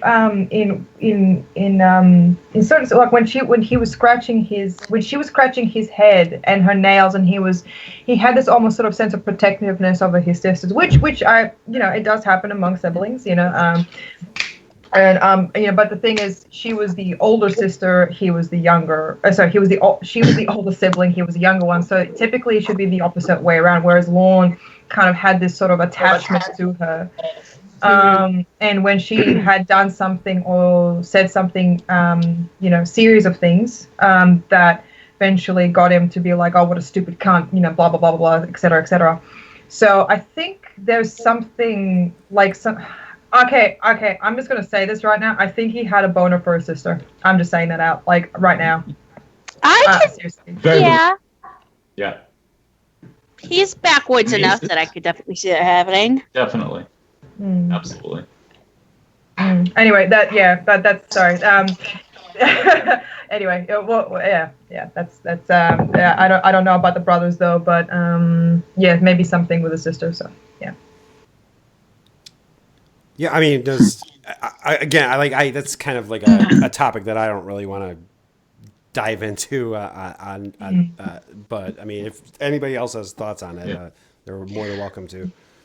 I'm on the same boat as Melleina. I think something inappropriate happened, but I don't think he's ever told the truth about it because it's embarrassing. Yeah. And men are still less likely to report. He's such a liar anyways that it could be hard to believe him, definitely under the circumstances. So I don't think we'll ever know the answer to that either, just like we'll never know the answer to the virgin argument. But again, I'm more apt to believe people who say that because I would rather, it's one of those things where it's like, I'd rather believe every single liar than let one person fall through the cracks kind of thing. But I don't think he's told the truth about it by any stretch of the imagination, whatever that could be. Right. And it's also hard to believe him when he like only brings these things up in the context of like being able to use them to his advantage. You know what I mean? It's just like, it doesn't really seem like he's that traumatized by it if he's only using it to get laid. That's kind of where I stand. Exactly. That's kind of where I stand on it too, Lorne Identity. Yeah. So I don't know, like, maybe something happened, but if it did, he's like, he's just using it to get something out of it. Right. Just like Definitely a sympathy draw. Right. My thoughts on that would be very much that he will say anything to get out of trouble. So when he was arrested that first time and thought he was going to jail, if something happened, he would, just the same way he pulled out that incredibly pathetic Amanda James story that made no one feel anything for him. If he had something legitimate, oh yeah, he would have. And I agree that men are less likely and embarrassed, but Lorne's not normal. He would have, that would have been his trump card. He would have laid it down on the table, ta-da, molestation. Let me off. That's Lorne. Yeah, I do think that we would have heard it prior to now, but again, like I don't know. My first instinct is when anybody says that is to believe them. So right. Okay, so let me move on. Which of Lorne's songs that he belted out is your favorite? Great question. Dani, what's your favorite? Oh, that's a hard choice. I'm a sucker for the classic. I loved her first, but the funniest, his greatest, the funniest one is his imitation of Madonna's "Like a Virgin." Yes. Especially with his little improv lyrics. So depressing. I think that shit is so funny. It has me rolling every time. What about you, Lorne Identity? What's your favorite Lorne song? Baby, we can talk all night. Oh yeah. That one. Two out of three ain't bad. Yes. Oh, he sang his heart out in that one. God, he really, because like she was masturbating during it, so like he had to keep he did like an extra breakdown at the end of the song because to keep it going while she was doing it. The ghost monkeys were in full effect in that song. Baby, we can just like breaking it down. Yeah. Hey, Jorrun, you're a musical guy. You're an accomplished musician, so you'd be a good person to ask. A dramatic man deserves a dramatic song. And this was so outside of what I thought he would listen to, but the age period was perfect. Air Supply's Making Love Out of Nothing at All. Oh. This song, he does. Way too difficult for him, super dramatic, and belting it out like there was no tomorrow. Yes.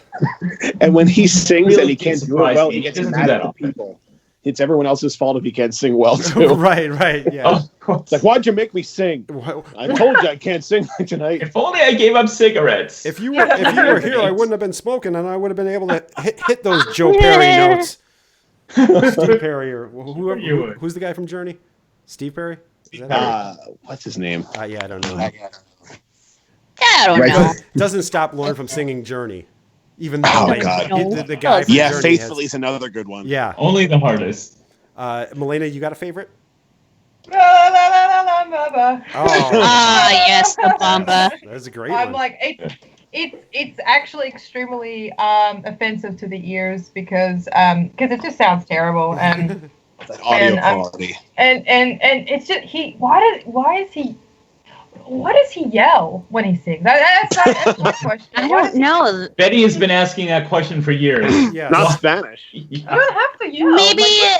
Maybe he's one of those people who think the louder you are, the better you sound. Oh, he's which clearly one of those not people who true. think that. Absolutely. I mean, you heard his when he did Open Arms. Everybody Mhm. heard that. You could hear that in China, as a matter of fact. But that's beside the point. No, it just I don't know why he yells. I think his excuse was he's got to put passion into it. Oh yes, he does. Could you imagine He's if he singing had his heart out, actually Danny. like landed like an audition of sorts? God. Like if he had gone to like America's Got Talent Oh. or American Idol, That's always and he's that's- there screaming, open arms, just and the judges are like, what the fuck? What? Oh, excuse me. Klaba, Yeah, could go you ahead. do me a huge favor? Sure. I guarantee everyone will like this. Could you do mini syllables open up for us? I could try. Oh, please do it. You have to scream too. I don't really know the words to that, but I can do like the chorus.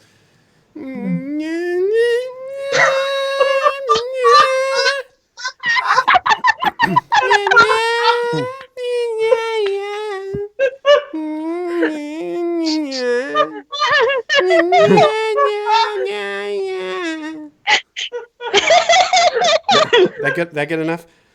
That's perfect. Yes, it is. Thank you so much. S-Hole donated $25 and says, "Thank you, S-Hole. God bless you.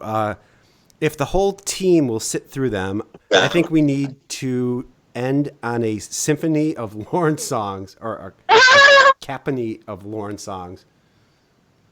If the whole team will sit." I mean, the thing is, S-Hole, I mean, you guys will be able to hear them, but my guests won't be able to hear them. But I'll definitely actually I actually have something better to end the stream on, S-Hole. I got a classic bass shaman jam that I hadn't even heard up until like very recently. He gave it to me, and it's pretty great. So I'm planning on ending on that. But is there an origin to the mini syllables? Is that because like Lorne kind of sounds like that, but it's not like exactly what Lorne sounds like? Yeah, is that like specific? Is that like a bass shaman? Exactly. It's a bass shaman thing. Like he picked on. He's the one who coined the phrase mini syllables. Oh, I didn't know that. He's the one who, if you've ever heard his like Lorne readings of the chat log or any of his Lorne videos, really, a lot of that. he always goes right. So yeah, that the origin of that is definitely bass shaman. He's the one. It's so good. Like, yeah, it's like it's not him, but it fits him very well. right. No, T. I have Davis to is say- actually T. Davis. Yes, it is Green Squad. As a matter of fact, is Lorne evil? Buchanan Yes. wants to. I think Yeah. I say Yes, he's so malicious. Mm-hmm. Sure. He's evil, aware of and self-serving. Yeah, he's utterly he is aware of what he is and what he's doing and what he's and his attempts, and he just doesn't care if people he doesn't really even care if he gets caught, you know, like it's No. gotten to a point No, where He it's thinks just- he thinks he can talk his way out of it. yeah, the audacity of his food. I'll tell you, the Rhoda seduction calls pretty much confirmed to me that this guy he's not even human. Like the fact that he would do that. Sucks. First of all, to a girl who is like, you know, been through a lot of emotional abuse, that she's barely legal. I mean, like Yeah. That's his type, though. That's like It his is true, entire for thing. sure. Yeah. And also like the daughter of the woman you profess to love, who you would consider a daughter. and that's where I was going with it. Yeah, the fact that he's cheating on his girlfriend with his girlfriend's daughter. Yeah, it's pretty. Yeah. And then like to go into crying and be like, "Oh, we ever wanted to be a father to her." Right. And then wanting her ashes. That made me so that was crazy. mad. Wanting to hold them hostage was- in his trailer to make Winnie come up there. Yeah. I was so transparent. angry about It's that. like he goes. That's the thing. Like he goes through the motions of being a manipulative person, but he doesn't have the wherewithal or the intelligence to pull any of it off. So it's just like him floundering. It's just him floundering around. Yeah. And that's where the comedy comes from for me. He's just like evil without having the intelligence to be evil. And I don't know if it was. I think it was on. I think Dani, this was on your stream that you played that call. But there was a point where he was trying to explain himself to Winnie, and he was basically saying, "Well, you know, it's either she is on drugs or she comes over to Maine to get molested. You know, it's like those are the only two options. Like, well, at least I got her off drugs. You know, like Yeah, good job, Lorne. We're so thankful. yeah, you know, you could have always just you know, had her come over and not touched her. You know what I mean? Like, How about Right. those are the only two options. Like, okay, well, Right. either she's gonna be a drug addict or she's gonna get raped. It's one of the two. As if his trailer's like a rehabilitation facility. Right. Like just the that's what, like, hearing that, like, that excuse and just the whole Rhoda thing is like, that's when I decided, you know, like, I have no fucking sympathy for this guy. May I ask a question of our panel, Clobber? Yeah, go ahead. I just want to ask, guys, if you could imagine that you're all physically in Lorne's presence, maybe in the trailer, what one thing, now of course it's probably more than one, but what one thing could he say that would actually incite you to physical violence? I'm going to take it to that level. What would make you punch him, whatever? Verbally. She doesn't even have to say anything, to be quite honest. Good answer. It's on site. I will fuck you up, Lorne. I'm taller than you. Bring it on. I think he's trying to defend his trying to defend his the abuse of you know his his people around him, people who he has actually abused, and he's defending his actions, justifying his abuse to them because they deserved it. If I literally hear they deserved it, in maybe not in those exact words, I refuse to be held responsible for what happens next. Right, like the minimizing or putting stuff on somebody else, that would do it for me too. Like Yeah. what made my blood boil, like when Winnie was crying to Lorne about Rhoda, just being like, I only needed you to be like, I didn't need you to try to seduce my daughter, Lorne. I didn't need that from you. Yeah. And then his response is like, you put that stuff in her head, like to then go and blame Winnie, like stuff like that, where when he deflects, and I mean that's all he does. When he deflects that way, it really it does it for me. That'll send me over the top. No, that's definitely a bullet to the knee situation. Like I don't want to just get rid of the kneecap. You don't need to walk anymore, Lorne. Right. What were you doing with him anyway? Yeah. For me, Jorrun, it's anytime he brings up Betty. I called it. I knew it. That's my answer also. I knew that would be the thing for you. Yeah, just because I've become very close with her over the past few years, and the fact that, like, she could stop running her big mouth about the money. I mean, this is a person that you stole $30,000. If anybody has a right to say whatever they want about you, Lorne, it's her. Yeah, no, that would incite physical violence. Yeah, my fist would go through his head. The moment he said, well, because she's making jokes, because she called us the Three Stooges, I'm absolved of $30,000. Yeah. My fist in his face. See, at my point, like, the damage has already been done. I hate to be the guy that's on that level, but, like, the things you have said and done are so disgusting that if I went to Kodstock, I would fucking wreck his shit. Done. I'm punching you in the face and I'm stealing your dogs. Yeah. And Like, give me your dogs, Lorne. That's the other thing with the thing with the dogs. It would make me want to fucking punch them too. Oh yeah. The fact that- Just actually pick any one of those. Yeah, pick any one of the things he's done. There's No one really is given so a much wrong to choose answer, from. by the way. Everyone is a very valuable answer. That I Yeah. agree with. There's so much to choose from. They're all correct. Clobber has perhaps the most valid answer of them all, though. Like, Clobber loved Betty first. Yeah.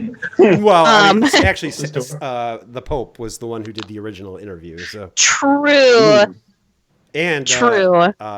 was it Eloise was the So one you who actually found Betty third. or Pastor Gingrich. I can't remember. I would just remember her as Eloise was the one who actually found Betty, or Betty found her. Or, I'm not really sure how the chronology of that.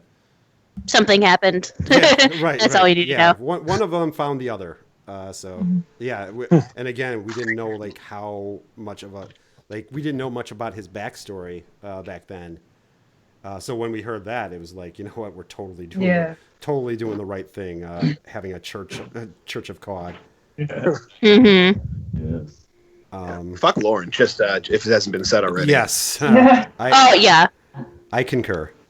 Yeah. Sandpaper on a broomstick. Fuck him. Well, I don't know. Does anybody have anything else they want to mention or talk about, or because I'm.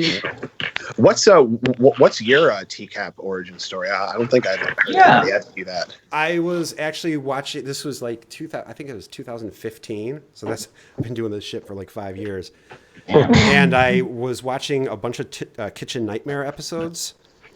Because I'm addicted to that show as well. Oh, so good. Me too. Yeah. Good show. And one of the suggested videos was the original. I think this was Bass Shaman's first video or one of his first videos, and he did a thing called Cooking with Shaman. Was it the cake? Yeah, it was the cake with the bananas and the mini bone cake. Yeah, the mini. But it was. I think it was Lauren's birthday. He made Lauren a birthday cake. Yeah, that was just cake. Yeah. His Lorne Miss cake. Mm-hmm.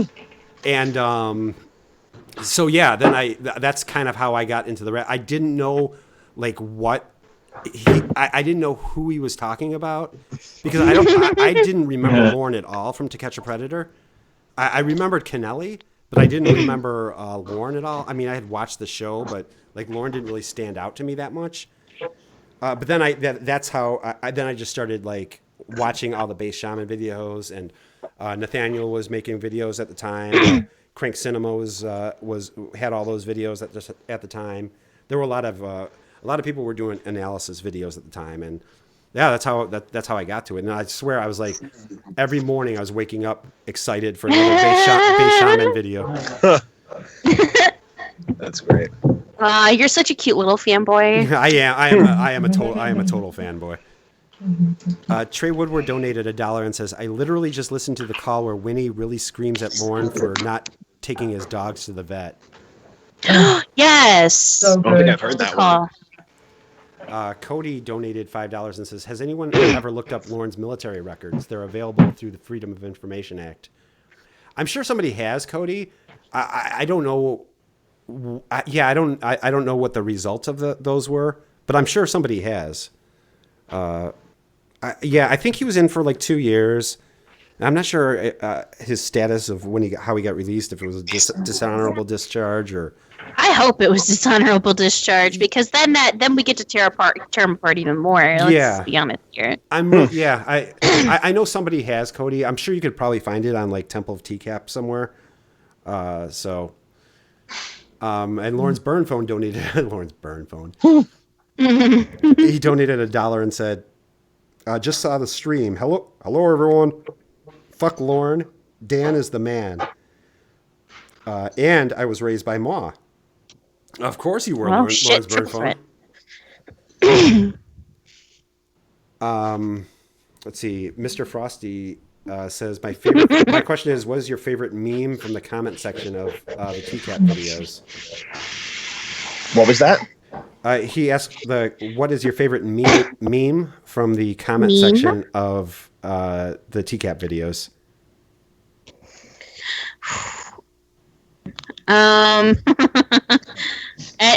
All of them. Anyone who repeats anything from the chat log back to him is fucking hilarious. Well, I mean, Andrew just did that video of like the video where Lorne20014 said, "Are you anxious to touch my penis for the first time?" And Lorne fucking exploded on him. That's very funny. I don't think I know anything about this. Oh yeah, corner of the definitely universe. definitely check out Andrew's. Andrew just re-uploaded it, and it's a video where he just busts out laughing like for the first like 15 minutes. It's hysterical because Lorne was like livid. And then there's also a video on OK Sing to Me's channel. It's a re-upload from Ember, and it was a video that Ember made because Ember said something that Lorne didn't like in the comment room, and then Lorne went fucking ballistic on Ember, and then Ember reacted to it. So that's on OK Sing to Me's channel, which is great. Lorne calls her. Does Emma and Dan, do they like listen to this stuff still at all? Like I don't really know. I have no idea. Like are these people? Yeah. Has Ramona so. ever been active in this on this side of the community? Has who? Ramona. No, I think Ramona was in a. She actually made a guest appearance, not on his show, but she was in a Patrick TCAP Ireland stream, not very long ago. But I think she's pretty much like left it behind. Right. I mean, understandably. Yeah, it's very time-consuming and traumatic. I would think. Of course. Yeah. And then she has other things going on in her life that she just doesn't. And I think that's what's kind of going on with everybody now. Right, like she actually hurt her knee, right? Is that really happened? Yeah, no, that was actually. Oh yeah, and she fucked her knee right up. Yeah. Oh really? Wow. Pressed right up. Yeah. Because even when she was going through there's a call where he's like after the fact and what was real, what was a lie, tell me everything, tell me your name. She's like, well, the knee thing's true. Like my knee is like messed up. Like I take that as a truth, and I think Ember actually confirmed it at some point. I'm sure. I could be wrong about that one, but yeah, no. She fucked her knee up real bad, man. Oh, I'm sure she did. If Ramona said it was legit, then I'm sure it was. Damn. Cody donated $5. Thank you, Cody. Says someone hit me with a link to his military file if it's available. I'm willing to do the paperwork if it hasn't been done. 2 years is a short ass career. There's a bigger story here. Sure. Yeah, Cody. He probably got kicked out for jerking off too much. Let's be real here. Or like hitting on somebody he shouldn't have been hitting on. Hey, Cody, I don't know if it was 2 years. I'm not really sure. But again, if you go to the Temple of TCAP, there's like a whole Lorne Armstrong section in there, and there's bound to be something in there. I haven't really looked into that extensively, and I don't really remember anything specific about that. But it's a long shot, but you might be able to ask Shin's Koala something. Yeah, or maybe. He knows like everything about fucking paperwork if it's involved. Like Mr. Hotshot Italian lawyer man, who I am absolutely in love with. Like, who is it? Ask him. Oh yeah, everybody's in love with Shin. Everybody's in love with Tiffany. Everybody's in love with Ember. It's not fair. Yeah, no, it's true. Yeah, that's is in a Patrick stream. Yeah. Okay. So Omega was there. Oh, okay. I tried to ask Ramona some things, but she started to talk about vegan shit. Well, again, she's just done. She's done with all all the Lorne stuff. You know what I mean? And deservedly. So, if anyone Ramona's vegan cooking channel win. Yeah, if anyone deserves to be done with all of that Lorne bullshit, it definitely Ramona definitely did her time. That's for sure. Oh man, she did her time and more. Yeah. Saint Ramona. Yes. Hours and hours long calls with that idiot. I know. I'm like surprised that Tiffany is still so active in this community. Like listening to some of those calls, I'm like, this just seems so exhausting. Yeah. And then making her own content on top of it. Talk about this for so long. Well, I'll tell you, Yeah. with Tiffany, Cody donated $5 and says, "Come on, dicks, I'm clearly technologically stupid. Send me the links. Cody, if I find I don't have it. Yeah, we don't have them. if I find them, I will definitely post them in the comment room of this. So I would say ask Ember too, like, but Ember is notoriously hard to get a hold of. yeah. But yeah, Cody, I'll see if I could find something somewhere, and if I do, I'll put them in the comment room of this stream. Yeah. So what I was going to say was, I think Tiffany really didn't spend very much time on the phone with Lorne. Really? Okay. Tiffany was very like, if she wasn't like, she had a clear agenda, and if Lorne wanted to talk about his day or whatever, K-bye. she just K-byed him. Uh-huh. So That's actually kind of incredible, yeah. and probably made him wonder even more. Right, exactly. Oh, yeah. Yeah, that's what she told me in a conversation. She said it was almost like a tactical strike, where it's like she went in with a specific objective, accomplished the objective, and was out. Yeah. That's very good. I mean, that's probably the only way to have any conversation with Lorne in real life or on the phone. Yes. Yeah. Or else still talking about Amanda James. Yeah. That's the thing with like Lorne, you don't realize just like, because I mean, most of the, like, I played that call last week, and like it was like he's just a fucking boring, like nothing's going on in his life. So you have to listen, like you have to listen to him on the phone going, well, baby, I'm at Home Depot. Yeah, it's a fucking vortex. It's a vortex. Like he says the same thing over and over, and you can't get out. You're pulled into the center like a whirlpool. Yeah, like sometimes sometimes I find myself like during one of my streams, it's like 4 a.m. I'm like, what? Like I'm like bleary eyed. Like what is he even saying? What is he even talking about? Yeah, is he still even speaking English? Yeah. His arguments with Ramona are like prime example of that. Circular. Oh God, you were just and then you'll get them off of the topic, and they'll be like, okay, well, what about? And it's like, oh God, you just put that topic to bed. Are you kidding me? That's the only thing I don't like about the Ramona calls. Right. I love the Ramona calls, but they are just so exhausting because they are the longest calls. It's like she lets him go with it too, but like, oh, holy crap! The Ramona calls were my ASMR. I used to listen to those every like. I listen to them so much that like I got to a point where I knew them by heart. The Ramona calls was some of my favorites. Actually, that whole saga was my favorite. And not just for the simple like quotability of everything and everyone in there, and just the wacky scenarios, but the fact that Ramona was probably the most normal person he has ever encountered, and someone who was seemingly well adjusted, even more so than the average person, shall we say? Yeah. I just seeing Lorne fall apart, desperately trying to hold on to her, to give her every and any reason for her to stay with him, even going so far to actually threaten her. Not so to break up. He would break up with her. So just like threatening, just blackmailing, just a constant blackmailing. And it's just and there's this constant you're gonna lose me, and that whole thing. And I don't know if you said that with any other catfish, but the whole "you're gonna lose me." It's like, what does that mean? You did that with Woody too. You're gonna lose me.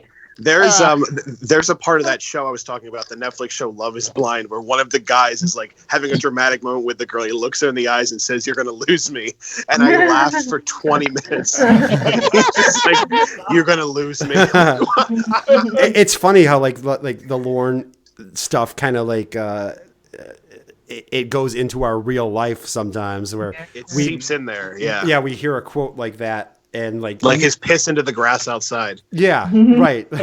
Exactly. Where like nobody else would be like know what the fuck we're laughing about, but yeah. I saw someone peeing outside the other day. I had to stop my car and just. I had to stop because I was laughing so hard. Like I was just like a drive-by thing. It was kind of late at night, and this guy is coming home from like a bar or something, drinking at a friend's house. I don't fucking know, but he's like hand up against like the side of his house, hand on the dick, peeing. I'm driving by. It's dark out, and I was like, oh my fucking god, I need to pull over. So I pulled over, and I'm just like head in my hands, hysterically crying because I'm laughing so hard, and I completely lost all composure. I was like, you could not talk to me for like 20 minutes, and I was just like, oh my fucking god, what is my life? And I left, and then I was just like, I can't. Why am I fucking like this? And I hear face to face a lot. And I'm just like immediately just clubbers face to face, and I'm like, Well, the thing is, we've got a town called Lorne in the state that I'm in. So I'm like literally one of these days I'm gonna just drive down there and just take a photo of the sign and be like, I yes, my time is complete. take a duck face selfie with the sign. I can't do duck face. I get like wrinkles. So vain. It doesn't stop Lorne. No, not at all. It doesn't even slow him down. He doesn't really have wrinkles though, and I'm really pissed off by that because the only lines that I see on his face are just. But like he does no. Okay, he doesn't have that many wrinkles, but he does look like he's melting. So at least I'm all right with that. Yeah. I'm okay with that. Right. Can we just talk about his looks for just a second? I'm sorry. Please. I've been dying. Melleina, before you do, S-Hole donated $1 and says, Lorne was training as a spaceship tail gunner with the military. Oh, that's nice, hilarious. Nice, asshole. Go ahead, rip on his looks, Melleina. Okay, now all right. So the eyes are probably okay. So the eyes are the first focal point of any face we look at, and right. Whenever I look at them, it's just the angle. It becomes more demented as the years progress. Every fresh photo, they look like they're actually sliding on. It's like an optical illusion. The longer you look at it. And I can't tell. I really can't tell if it's the hoods of his eyes are sinking down, like they're falling down. Like the middle photo right there. Right. Like what the fuck? Is it just me, you guys? Oh, no. Or does it like? Does his it eyes are look eating themselves. Yeah. Oh yeah, no. They're drifting further apart. Like if that's even possible. Like the sockets of his eyes are just drifting. The bone structure. He's basically becoming the Crank Cinema cartoons of him. Right. Oh, do we think this falls under the YouTube guidelines of bullying? I can't really tell. Probably. No. We're offering constructive criticism. Yeah. He knows for a goddamn fact doesn't need plastic surgery. That's right. He knows he's good looking. No, he does not. Fine. It's not bullying if we're stating fact. That's right. It's giving her opinion. The identity. Right. It's not slander if it can be proven true. Exactly. So, second of all, thing two, shall I say? Thing two. His ears are asymmetrical completely. Can we just look at the ears for a second? One is lobe on the left side. There's no lobe there. Like one's going up, one's going down. So I swear to God, he cut that one of the ears off and like one ear has the lobe fused to the head, and then the other one is like the free hanging one. It's very interesting. Yeah. Yes. Fucking oh my god, his fucking misshapen head, elf-eared, uneven-eyed looking ass just bothers me all the time, and I'm like, what is wrong with you? Like, how? It's just like he's like, he's one of those people like I could get all kinds of women almost. Like, I'm pretty sure the only woman who would even come within 3 feet of you is like a meth addict. And even then, I'm pretty sure she'd be like, your eyes aren't even. What the fuck? Right. Like every stream I have where I make like a Lorne photo collage, it's prefaced by like 45 minutes of cackling alone in my room, looking through all the pictures in the dump. Just like there's the one where it's like he's always looking back at the camera and smiling without teeth, and he just looks like a thumb. It's got some of them are just crazy. Like he looks like different people in some of these photos. I don't know. Like the ones where Emma and Dan visit him, I don't know how he got so deformed in the time before Dan and Emma went to visit him. It's insane. Like in his Santa hat, just looking like a melting candle. I I have a hard time because I'm doing art for people, and I'm like, I just have to straight up, because there's so many good pictures in the dump, I'm just gonna have to be like, hey, what's your favorite picture? Yeah, Just so I can do this for he's an you, abstract art piece. Yeah, he's definitely abstract. And it's. Well, you actually drew him, Melleina. I did, but the thing is, I accidentally made him hot. Like, and that's not Yeah, the you did a little bit too good of it. You gave him a little bit too much Drawing credit. Lorne abstract makes him attractive. Yeah, right. I fucked up with that one massively.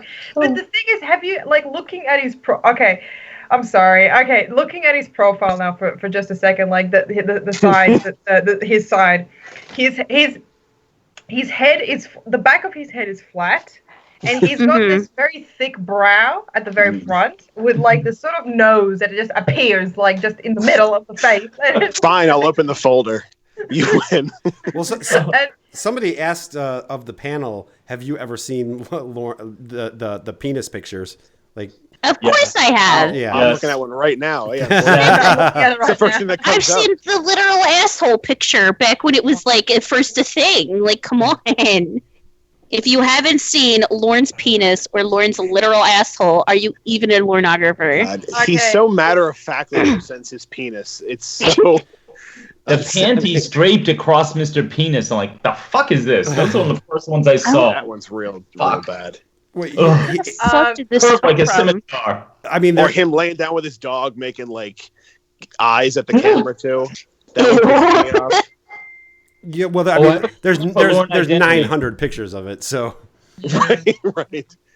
And the come get your dinner, Oh my God. Oh, Come get your dinner, baby. and that actually kind of and the wiggling, actually that kind of reminds me of this GIF that GIF, sorry, that I saw. It was basically this guy who had crutches on, and he had this pole with sort of like a brace around his hips with a pole attached to it, and so he just looking deadpan into the camera, and then all of a sudden he starts doing this thrusting motion, and the pole's hitting into another. Yes. Yeah, I know exactly what you're talking about. and that's kind of what reminds me. It's it is, and the subtitles of that GIF was children, it's dinner time. Yes. And it kind of reminds me of, We got your dinner, baby. thinking oh God. Oh my God. And that one there was a night I still remember accidentally waking up to that video, just eyes, my eyes open. The first thing I see is a bouncing dick. It's just what is going on? Come get your dinner. Is that enough? I think so. How would you like to wake up to that every day? No. And all these catfish had to. It's every day. I It's wouldn't wish that on anybody. No. It's just the video of him running up to the camera. I think he used it as a donation thing or whatever a few streams ago, Clever. Mm-hmm. That video is fucking scary for one. Just this fucking hillbilly, misshapen, melting looking motherfucker running as fast as he physically can. He's probably having a stroke as he's running, out of breath, gets to the camera. You could see when he gets that second, he stops, he's just heaving his breath. Probably stinks. He looks like he hasn't washed his body hair in a month. It's the worst thing I've ever seen, and I've seen his penis. So well, yeah, the crop circles always have bothered me. Oh, yeah. his body hair is just so unnecessary. Yeah. Please stop, sir. It's very. Can I What are see you how pleased doing? I am with the number of blows we're giving to Lorne during the stream? Just realized how many blows we're dishing out. It's very satisfying. Yeah, another blow. Can I jump in here for a Another blow. sec? Yeah, it's like we're all standing around. It's like that. It's like an office space where they're all standing around the printer, just beating the shit out of it. Right. That's us. Yeah. Can I jump in here Blow for a after sec, blow. Yeah, Claudio? go ahead, Jorrun. Okay, two thoughts. One, I don't know if anyone's mentioned it, but the ragged teeth, I don't even know what would cause that. They're jack-o'-lantern teeth. Mm-hmm. And my second thought is for Lorne Identity, the question of bullying. It officially became bullying 20 minutes ago when I asked you guys, how would you physically hurt Lorne? Right, that's probably Oh yeah, you're right. You're true. What would make That's you guys on punch me. him? Well, it's a hypothetical. It's a Yeah. hypothetical. Yeah. Yeah, no one's actually planning on going to Maine to beat Lorne up. Yeah, you hear that? I literally said I won't because I'm not going to buy a ticket to fucking Kodstock. And what about I'm Klopstock? pro- Absolutely, right across- sign me up. That's gonna be right Will across there the be street. pizza? Will Right. there be pizza? Yeah. Will there be deep dish pizza? Well, wherever the Sokol pizza came from, that's where I'm ordering from. Right. Will I be And- performing on the main and- stage? As well, that would be appreciated as well. Unlike Sokol, who just insists on showing up with his mouth open. Oh yes, no, everybody's going to be required to chew with their fucking mouths closed, not be all smug about it. Yeah. You can have pizza as What a long as you're not a slice. dick about it. Yeah, right, exactly. You can eat your pizza, but don't be such an asshole about it. Yeah, so you don't have to be like such a cunt, you know? Right. Yeah, I don't know. But like, well, okay. I gotta ask. Why would Klopstock be any better than Kodstock? Because Lorne won't be there. Okay, That's you know a what? pretty easy answer. Yeah. Alright. And Betty will be at that one, I presume. Yes. Oh, okay. And you could actually bring your kids to it. And the Right. the beautiful Well, thing. if you bring your kids, he can't even be in his trailer. Well, that's what I was going to Exactly. say. Get him out of there. The beautiful thing about Klopstock is you could bring your kids to Klopstock, and then Lorne will be forced to leave his own birthday party. It was. I hope that's still on. Like, do you think he's going to make any attempt to contact somebody about it? No. I think he's pretty much given it up by now. Eh. He was very serious about it. Oh yeah, no. In fact, There was a phone Dani, call you where he's put- like, "Did you get that email?" Like, he was in jail. He's like, "Did you get the letter about my birthday party?"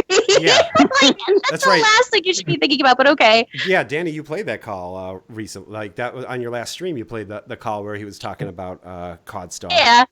Yeah, I did a lot of prison calls. Yeah. To be fair, that's right. Yeah. No, that was a legit thing. I know it's fucking really funny to me because it's like, did you get the letter I wrote you about this about my 50th birthday? Like, that's the last thing you should be thinking about. You're in jail.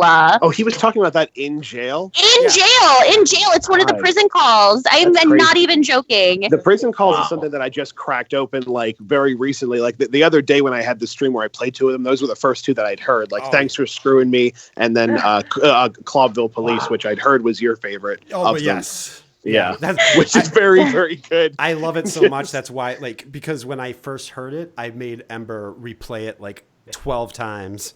So that's why funny. that's why it's titled that. Right. Thanks for Screwing Me is probably that one for me. I could just play that over and over again. Or just be like, give me your mom's number and I'll connect the calls. Give me your mom's number, I'll connect the calls. Yeah. Thanks for screwing me, Winnie. Right. I think the timing of the click after "Thanks for screwing with me, Winnie" is also what seals it for me. Too. Yes. Yeah. It's like he always comes up just at the right time. Well, what's great about the prison calls is he's always on a clock. And yes, exactly. He has Winnie's crazy ass there. Oh god! And that like hint of desperation in his Yes. voice when he talks from prison is amazing. Well, that's what I love about the Clawville call is he he starts frantically, Winnie, I don't have time for this, Winnie, please. Yeah. Because like they say, it goes 1 minute left, and then it's at that moment where Winnie starts like going fucking apeshit. That's like the starting bell for Winnie. Yeah. She's like, all right, time to fuck him up. It's time to shine. Can I just say how different he sounds when he's like sober and able to think clearly? And he sounds power completely out of control. Yeah. So different. It's crazy. Like, now if you sounded like this, sounds like a person. People would want to talk to you. People would want to talk to you because you don't sound like a fucking cretin. Right. He only sounds like a regular human person being. when he has to. Yeah, he only sounds like when he's forced to. And like the most like attractive he's ever looked was when he had facial hair. That picture of him with like actual facial hair. Right, like Yeah. is that the Attractive one ever that's on looked. this the one that's on this stream, right? I'm not the one where he's looking like, actually. oh yeah, it's probably that one because like he doesn't look much better in that one. Double. Yeah, he's- Yeah, that's the most attractive he's looked, and Ever. he insists on not having facial hair. Like that blows my mind sometimes. Cody Why? donated $5 and says, "Click this link from Michael Warrecker's past." Oh. Do we want to click don't think I will. Yeah. Dangerous. Well, Spam. Cody, they won't be. Yeah, that They, really- they won't be able to click the link like that. But if you email me that, Cody, I will. I'll put it in the. I'll put it in the comment room.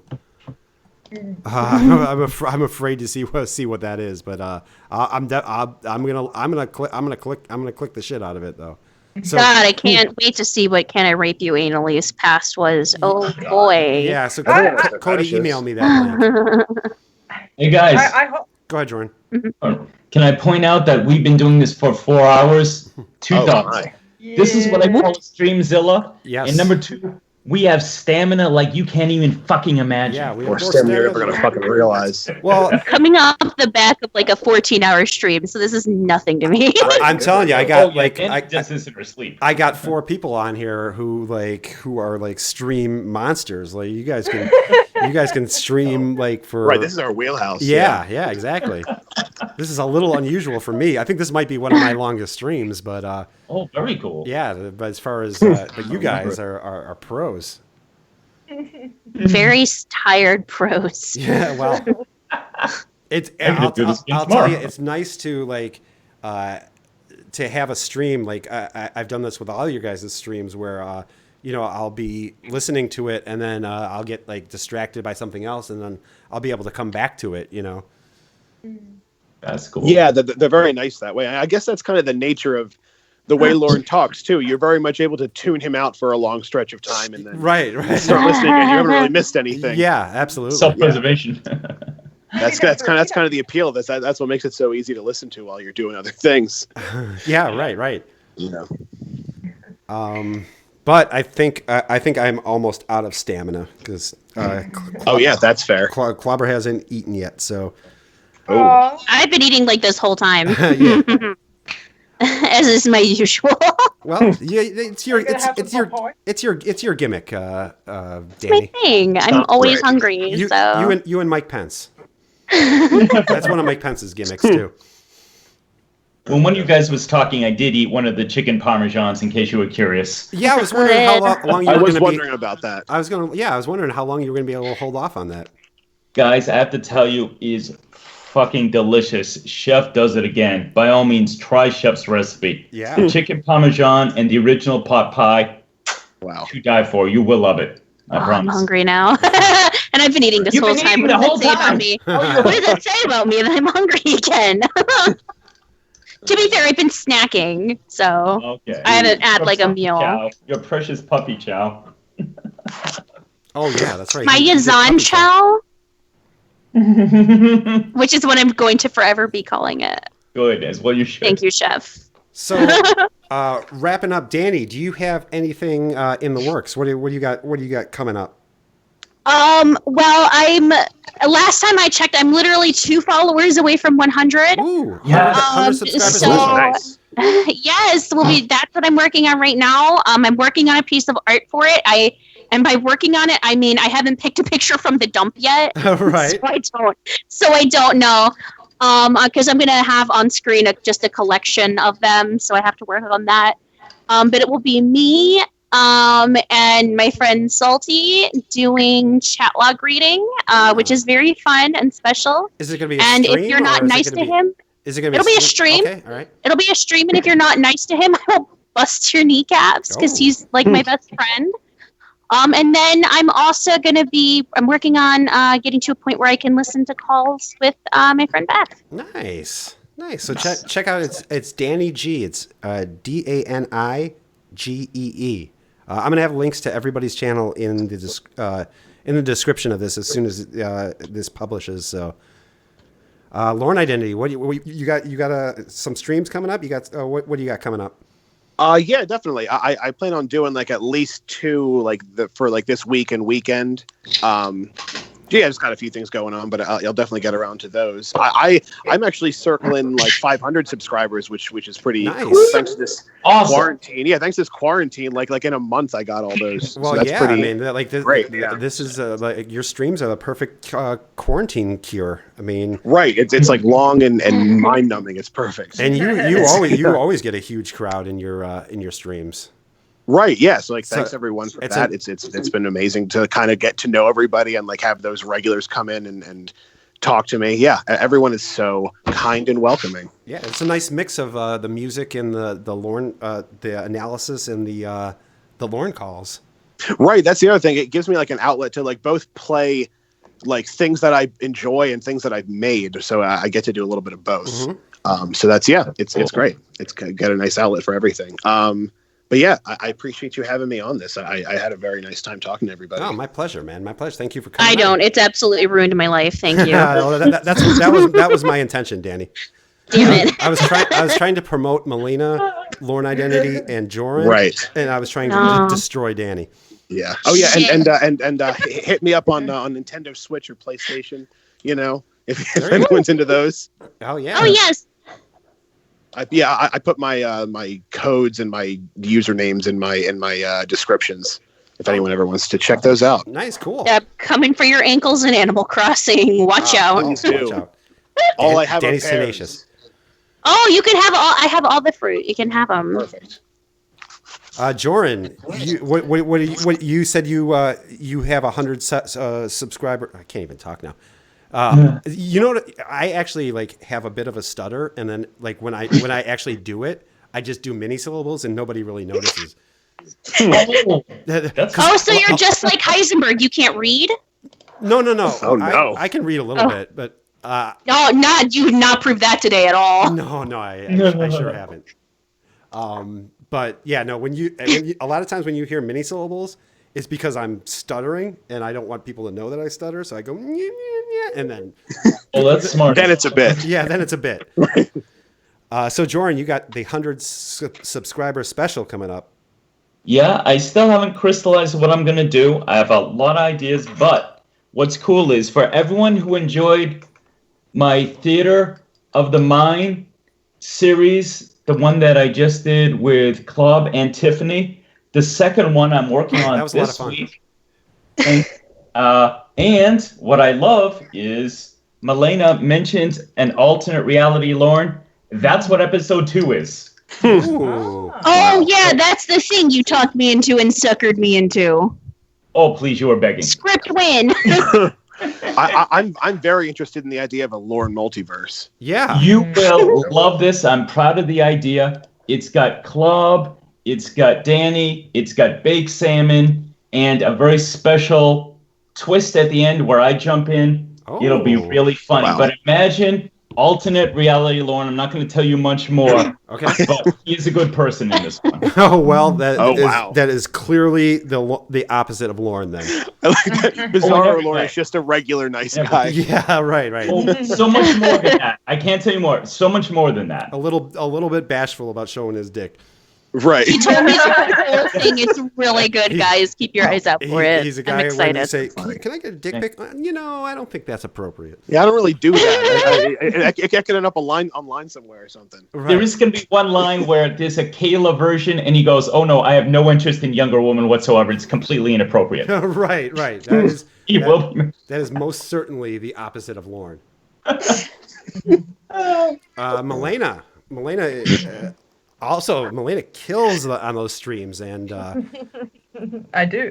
she for people who have insomnia, because you're across the pond, as they say, a perfect something perfect to listen to while you're tossing and turning. Yes. Yes. I've. Get off my phone. Jeez, go away. Sorry. I've been. I know I've been haven't really been doing anything Lorne related other than the odd like commenting here and there, listening to other videos, but making my own. I would like to go back to it when the time is right. Actually, the very next time I'm planning to make my reemergence will be attempting to do a statement analysis on when he revealed about his first victims. So. Oh. And that's going to be an interesting tackle thing to tackle. Yeah. If people don't know already by now, I am not a professional. None of us are, Melleina. I think I've proved that in every one of my streams. As have I. Well, you do a far better job than I can by a long shot. So I am. Yeah. And of course, the writing of the next, the reading of the next chapter of chapter 2 of the Lorne book I was writing. I was going to ask you about that. I was too. It's going to be upon us soon. So. Yeah, I think there's a couple of things that I'm planning on doing, but it's just I don't know. I only really do things when I feel like doing it, and it's just like lately I've been like, fuck it, Yeah, fuck it, you can't. I'm gonna crack open a couple of stubbies with the lad. Yeah, mate, maybe get these done. Jeez. Oh, I'm Australian as fuck. You are. You should get the citizenship already. I mean, they'll accept you. I think I've already earned it. I think I've climbed that ladder and I've earned it.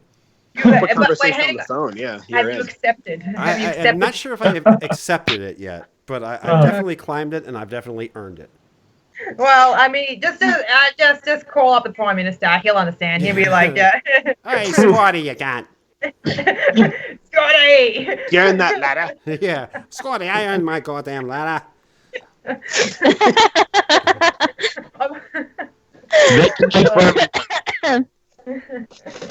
All right. But, yeah. All right. So, again, I'm going to have links to everybody's channel in the description. Make sure that you guys subscribe to every one of my guests. Thank you guys all so much for hanging out with me tonight.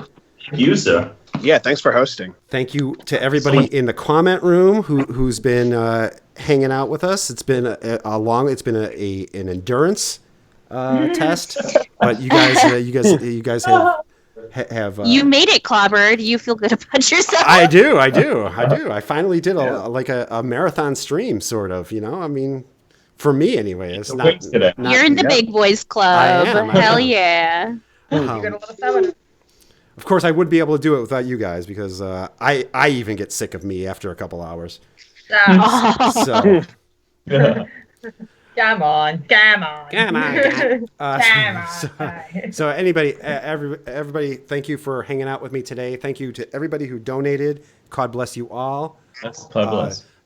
Hopefully you guys don't find me rude. I'm going to be hanging up the Skype call so that they can hear. And actually, you'll be able to hear this Green Squad jam that I'm going to be closing with. Nice. Oh yeah. Okay. So, guys, thank you again so much for hanging out with me. I will talk to all of you very, very soon. Goodbye, my precious princesses. Bye. Does everyone want to do mini syllables with Klaba? Yes. Oh, yes. All right. Yeah. Like, is this going to be like in unison? Yeah, please. Yes. Oh yeah. Not yet, Melleina. Let me get to my line. We're all ready. Let him lead. Goodbye, my precious princesses.